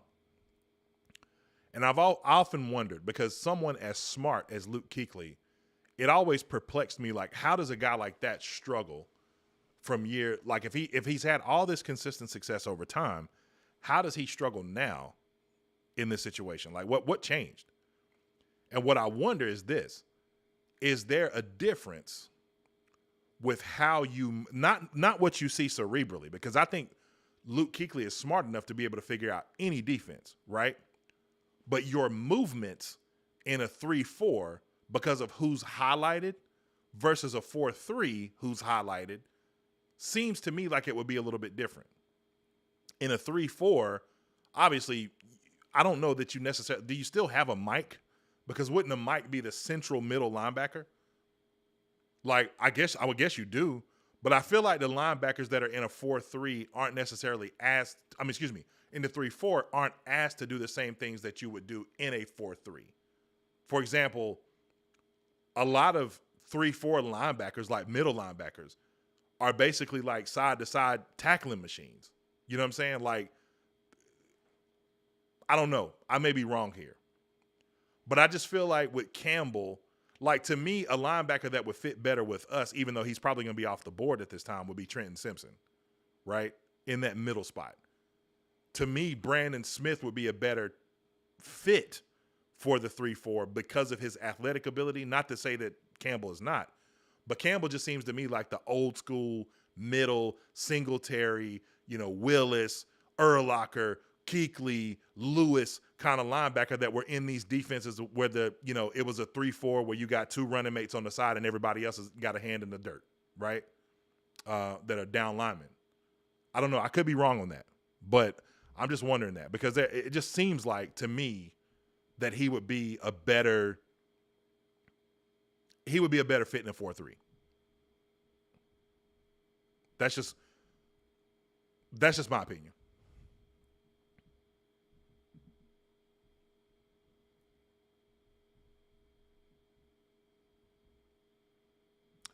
Was it that year, Jordan? Are you sure? I don't know if it was that year that they drafted Burns. And then Elliott, shout out to my wingman Elliott, one of my mods. Elliott said, I don't know, man, he was playing less aggressive. Man, I'm all over the place with the size of these comments. Y'all bear with me, boy. I'm still figuring this thing out, boy. But he says, I don't know, man, he was less aggressive after multiple concussions rather than scheme. I could be wrong, though. Yeah, I mean, I think that's part of it, too, Elliott. I think two things can be true. I think on one hand, it could be that, it was that, and then it also could be that, it was the scheme. It could have been completely different. But anyway, so most people said cornerback or edge. I'm going to go corner in this situation, and I'm going to draft Cam Smith because I think Cam Smith would be solid. I want to keep things moving. I don't want to get stuck on that.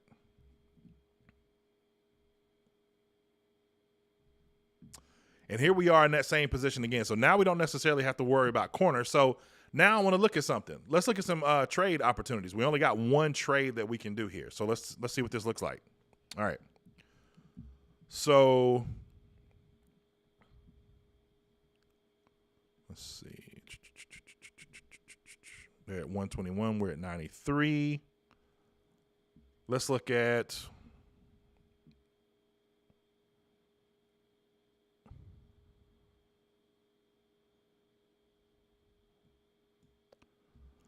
Washington at 97.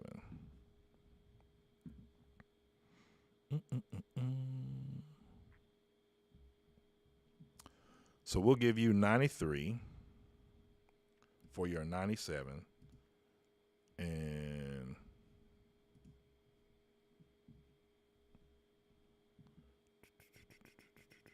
wait, am I doing this right? 97. 118.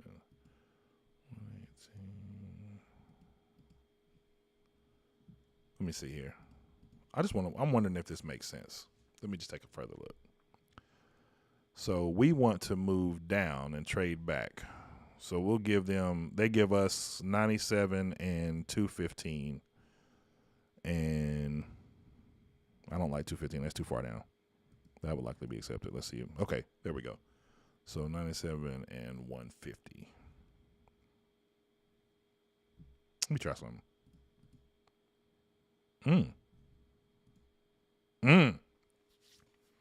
So they move up. We pick up 3 additional picks and move down 4 spots. We pick up a 193, a 215, and a 233 from Washington to move up to the 93rd pick. And this has a 76% chance of being accepted. What do y'all think? Brandon Cawthon said next year's 5th. And I want to do what you looked at, Rick. So I want to see who's on the board.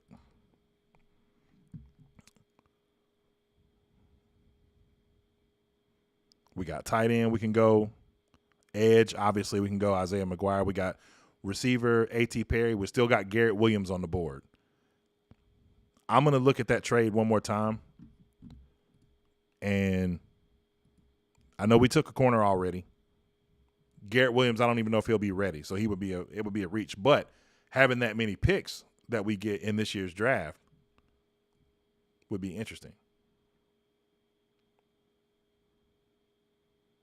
See, Ivan Pace is still on the board. Andrew Voorhees still on the board. Keyshawn Boutte still on the board. There's a lot of talent on the board still. So I am going to look at that trade again. So let's go back to Washington. Washington gets our 93. We get 97, 193, 215, 233. I'm going to try this. Yeah, I didn't think so. All right. Let's see. Did they deny it?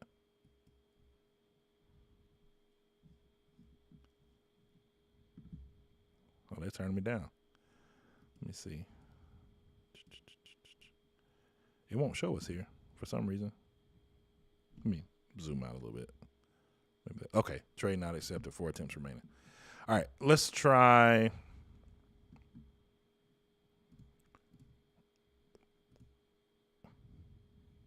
You give us 97.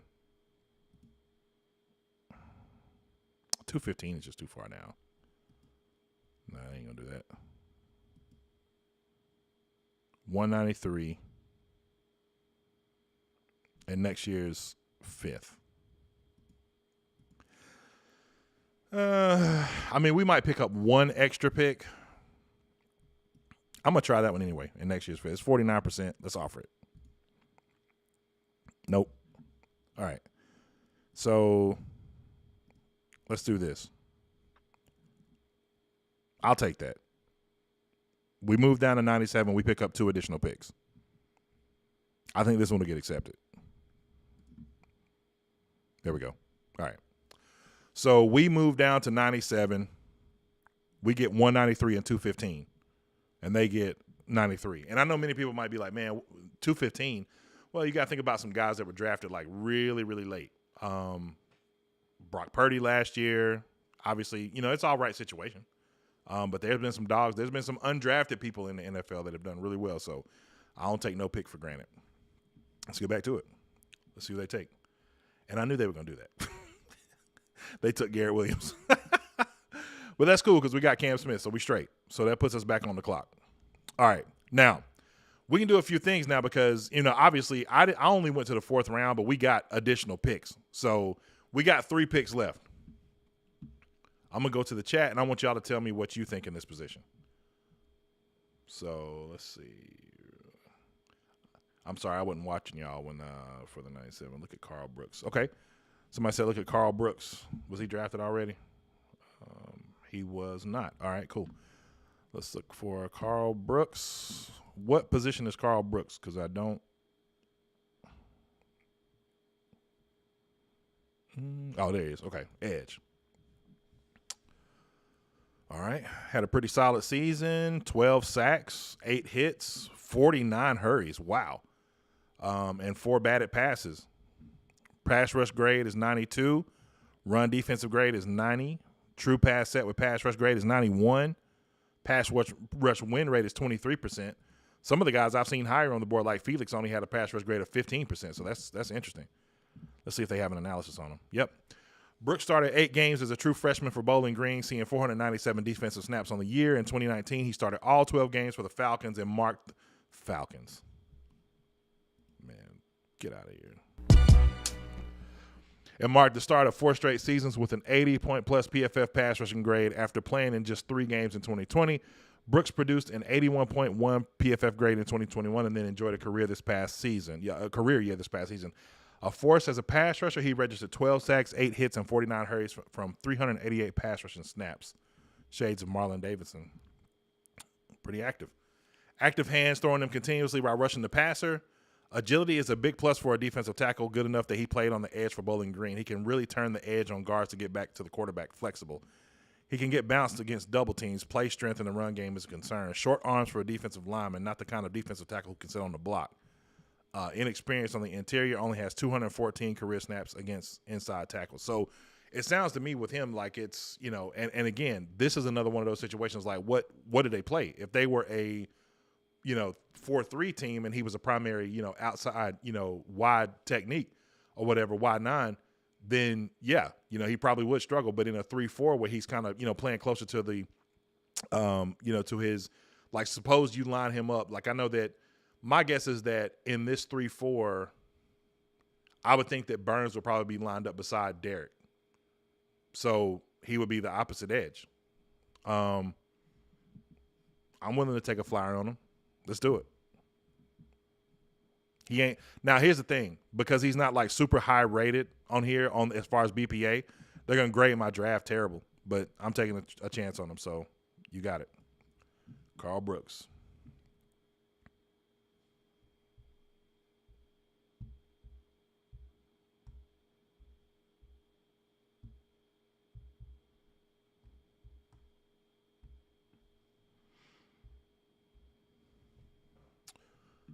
All right, so let's see here. It looks like we got 2 picks left. Tomlinson went to the Bears. Byron Young, Luke Shoemaker. I keep seeing a lot about him. Dwayne McBride, the halfback, went to the Jets, so that puts us back on the clock. Come into the chat. Let's see who you want. So many options. Says you reached at cornerback. You think so with Cam Smith? Interesting. Says, I don't know football, Brandon. Help. Carl Brooks is it. Send in the car. We done it. Brooks and McGuire. Jay Wright says edge. We got it for you. Carolina Pride says wide receiver.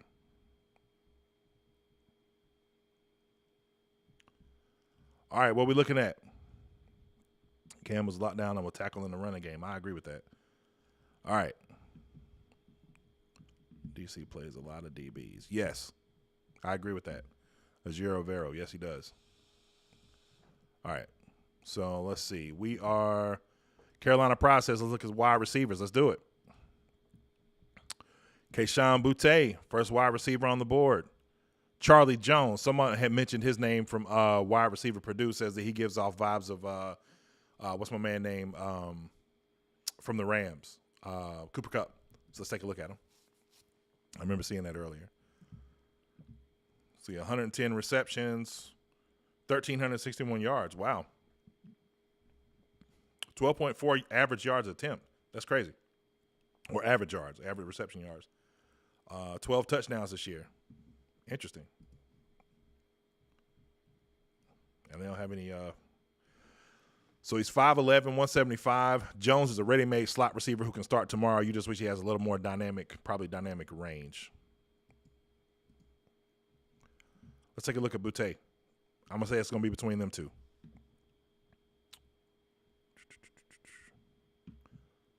Keyshawn had 48 receptions, 2 touchdowns, 538 yards. Boutte looked like a different player after an ankle surgery last season. It's worth wondering if he'll ever get back to the player. Okay, well, then we're done with that.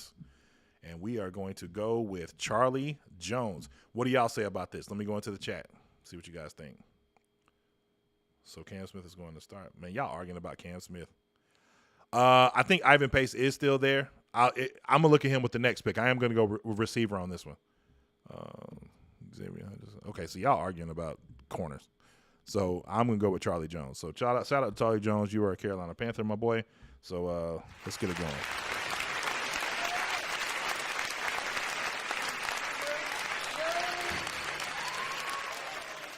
Man, Brandon, Ivan Pace went right before that. So let's see.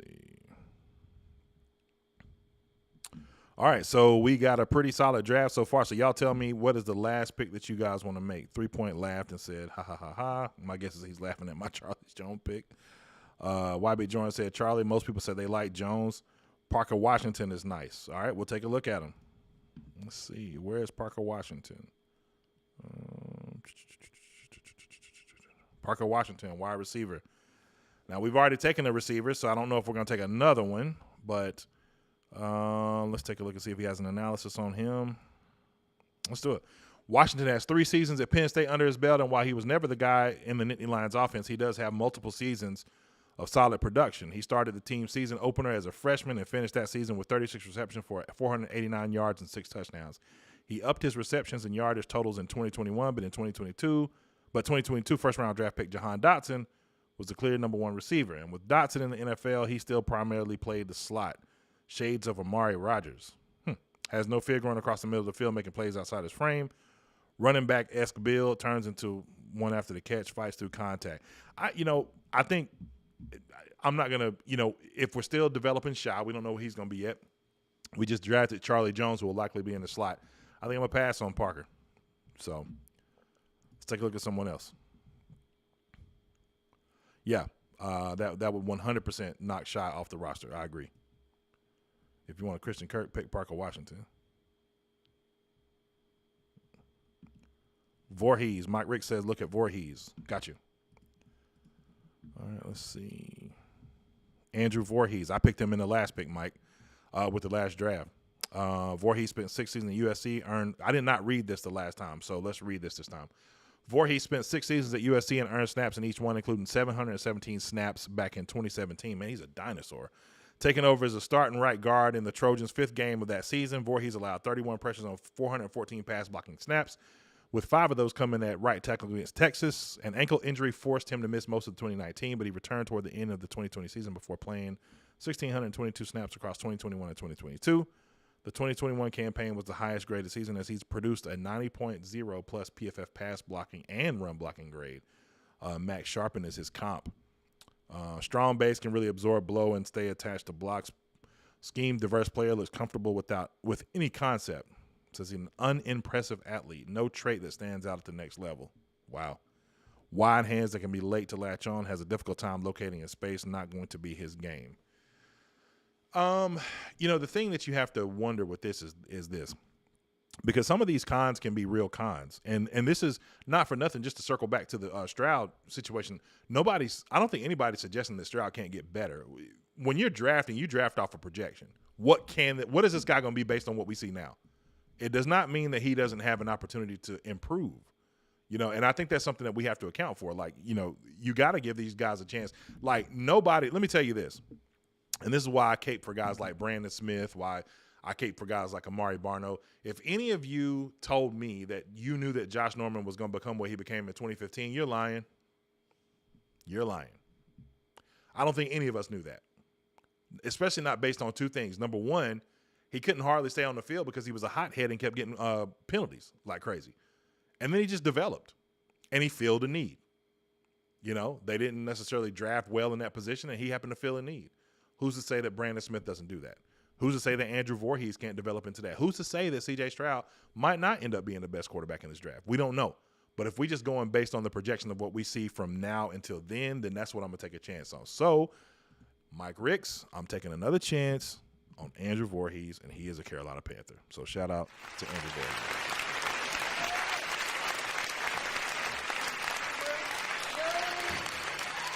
And I guarantee you my draft is going to be like a D because of that Andrew Voorhees pick. You watch.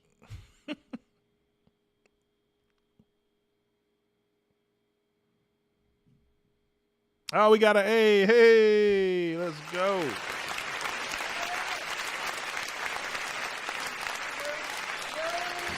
So this was a solid draft. I saw a lot of you guys like arguing over the Cam Smith pick. That's interesting. Cam Smith is solid.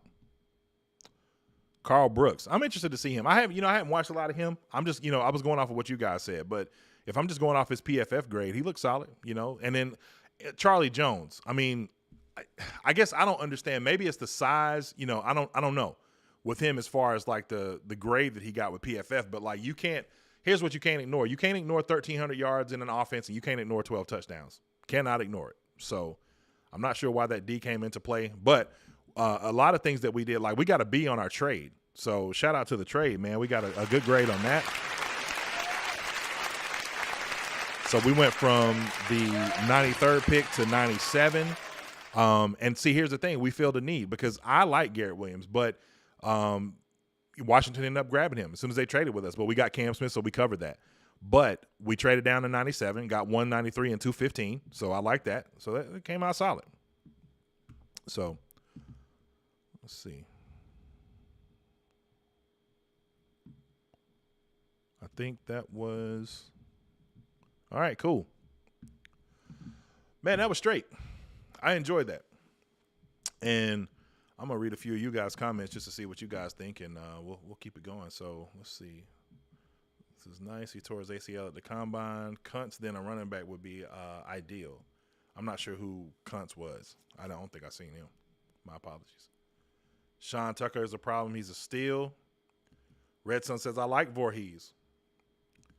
YB Jordan says, good players fall due to injuries. When they get healthy, it could be a steal. I completely agree with that. J-No was a beast at the Senior Board. Hey, salute to you for seeing that. I didn't. Hey, Big W. How was it whack, bro? He said the Charlie Jones pick was whack. That's funny. Mike Rick said 114 pick for a 159 rate plan by PFF. I rocks with it. I do too, man. Mike, we got to link up, bro. You got to, man, you got to come through again soon, man. I still, actually, I'm about to, Mike Riggs, I really don't want to do you like this, but hold on a second. I'm going to see if I still got this, because if I do, I'm going to play this real quick just before I leave. And I hope Mike Riggs stick around for this, because before I knew, I got it. Yep, it's right here. Before I knew T-Money of the 4-man rush, I remember being on Twitter one day, and shout out to the 4-man rush guys. But I remember being on Twitter one day, and I can't remember. No. I said something on Twitter, and we done so the mock draft that PNP done was not the first time that they've ever done, the big mock draft with all the content creators like that. This was the second time I had been on it. And I'm sure that they done it, many other times, before that as well. But because that was before I actually started, as a Panther content creator. Well, I was on that panel, and T-Money, before I even knew who he was, had made a comment about a take that I had. And I thought that comment was very interesting. And I was like, man, that's, I felt like bro was being kind of hard on me, man. I was like, yo, that's, that's crazy. But I understand why he was saying what he was saying. And I thought this was hilarious. So I'm not going to play this whole thing, but I want to play something real quick. And Mike Riggs, man, I'm sorry, bro, but I got to do it. So this is a take that I had with Mike Riggs about an offensive lineman that many of you probably would have destroyed me over back then, but I ain't afraid of it. I hope you guys can hear this, because I know there's been some issues with the audio. So let's see here. Let me make sure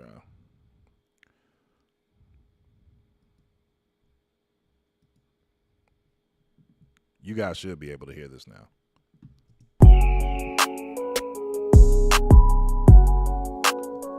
Type a 1 in the chat if you can hear this, man. So I saw something that you started, and right. I just want you to speak to this for a minute, because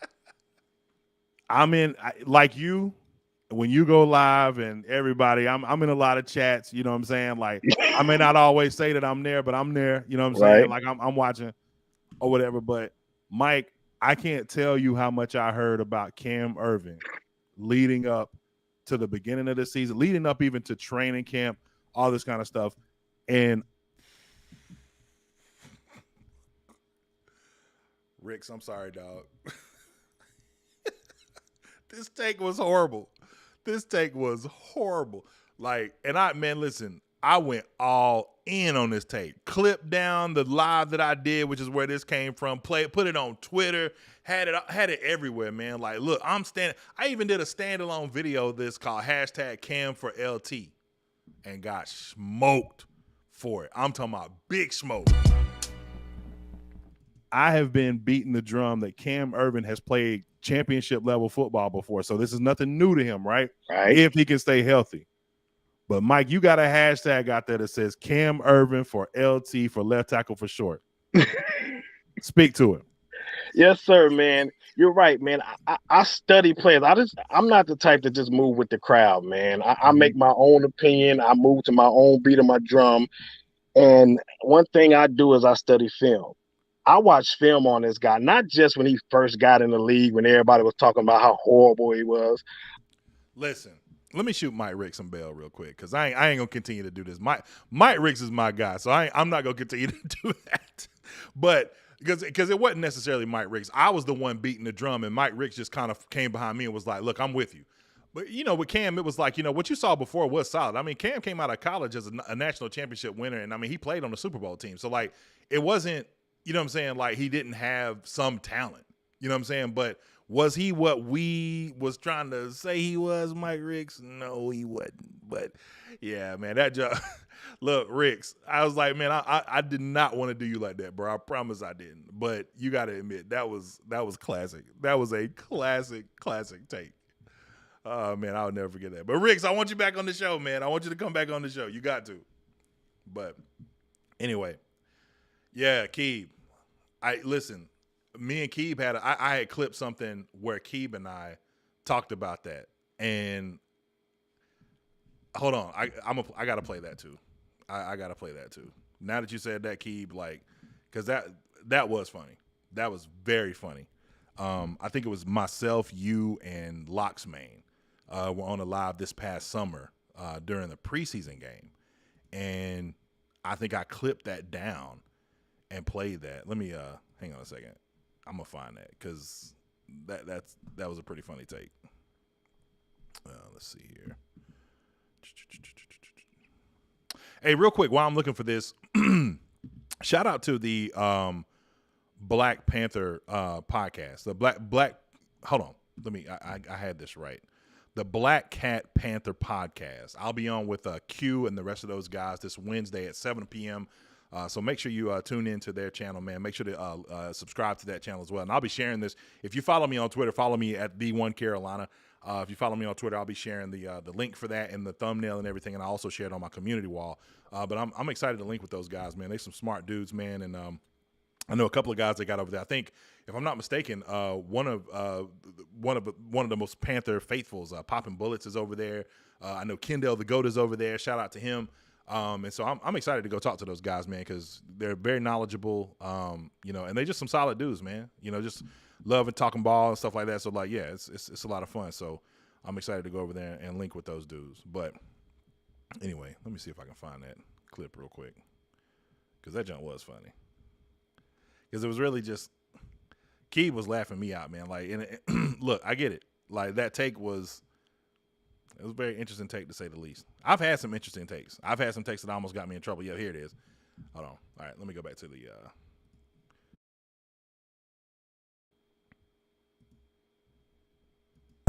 Hey, I want to ask both of y'all. Mm-hmm. If it's one guy on the roster that you don't think may make the roster, or you not really high on that you think could make the roster, I have a guy. Let me say this closely. Cam Irving. Oh no! Can I tell you, Locks, why I say that? Get that contract.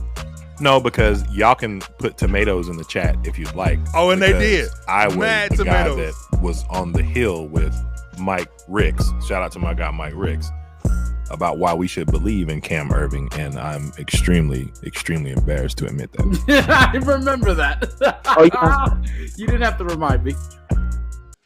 Bro, I'm telling you, we have had some great moments on this show. That was one of the funniest. Like, if y'all could have saw the chat that day, I was getting murked in the chat.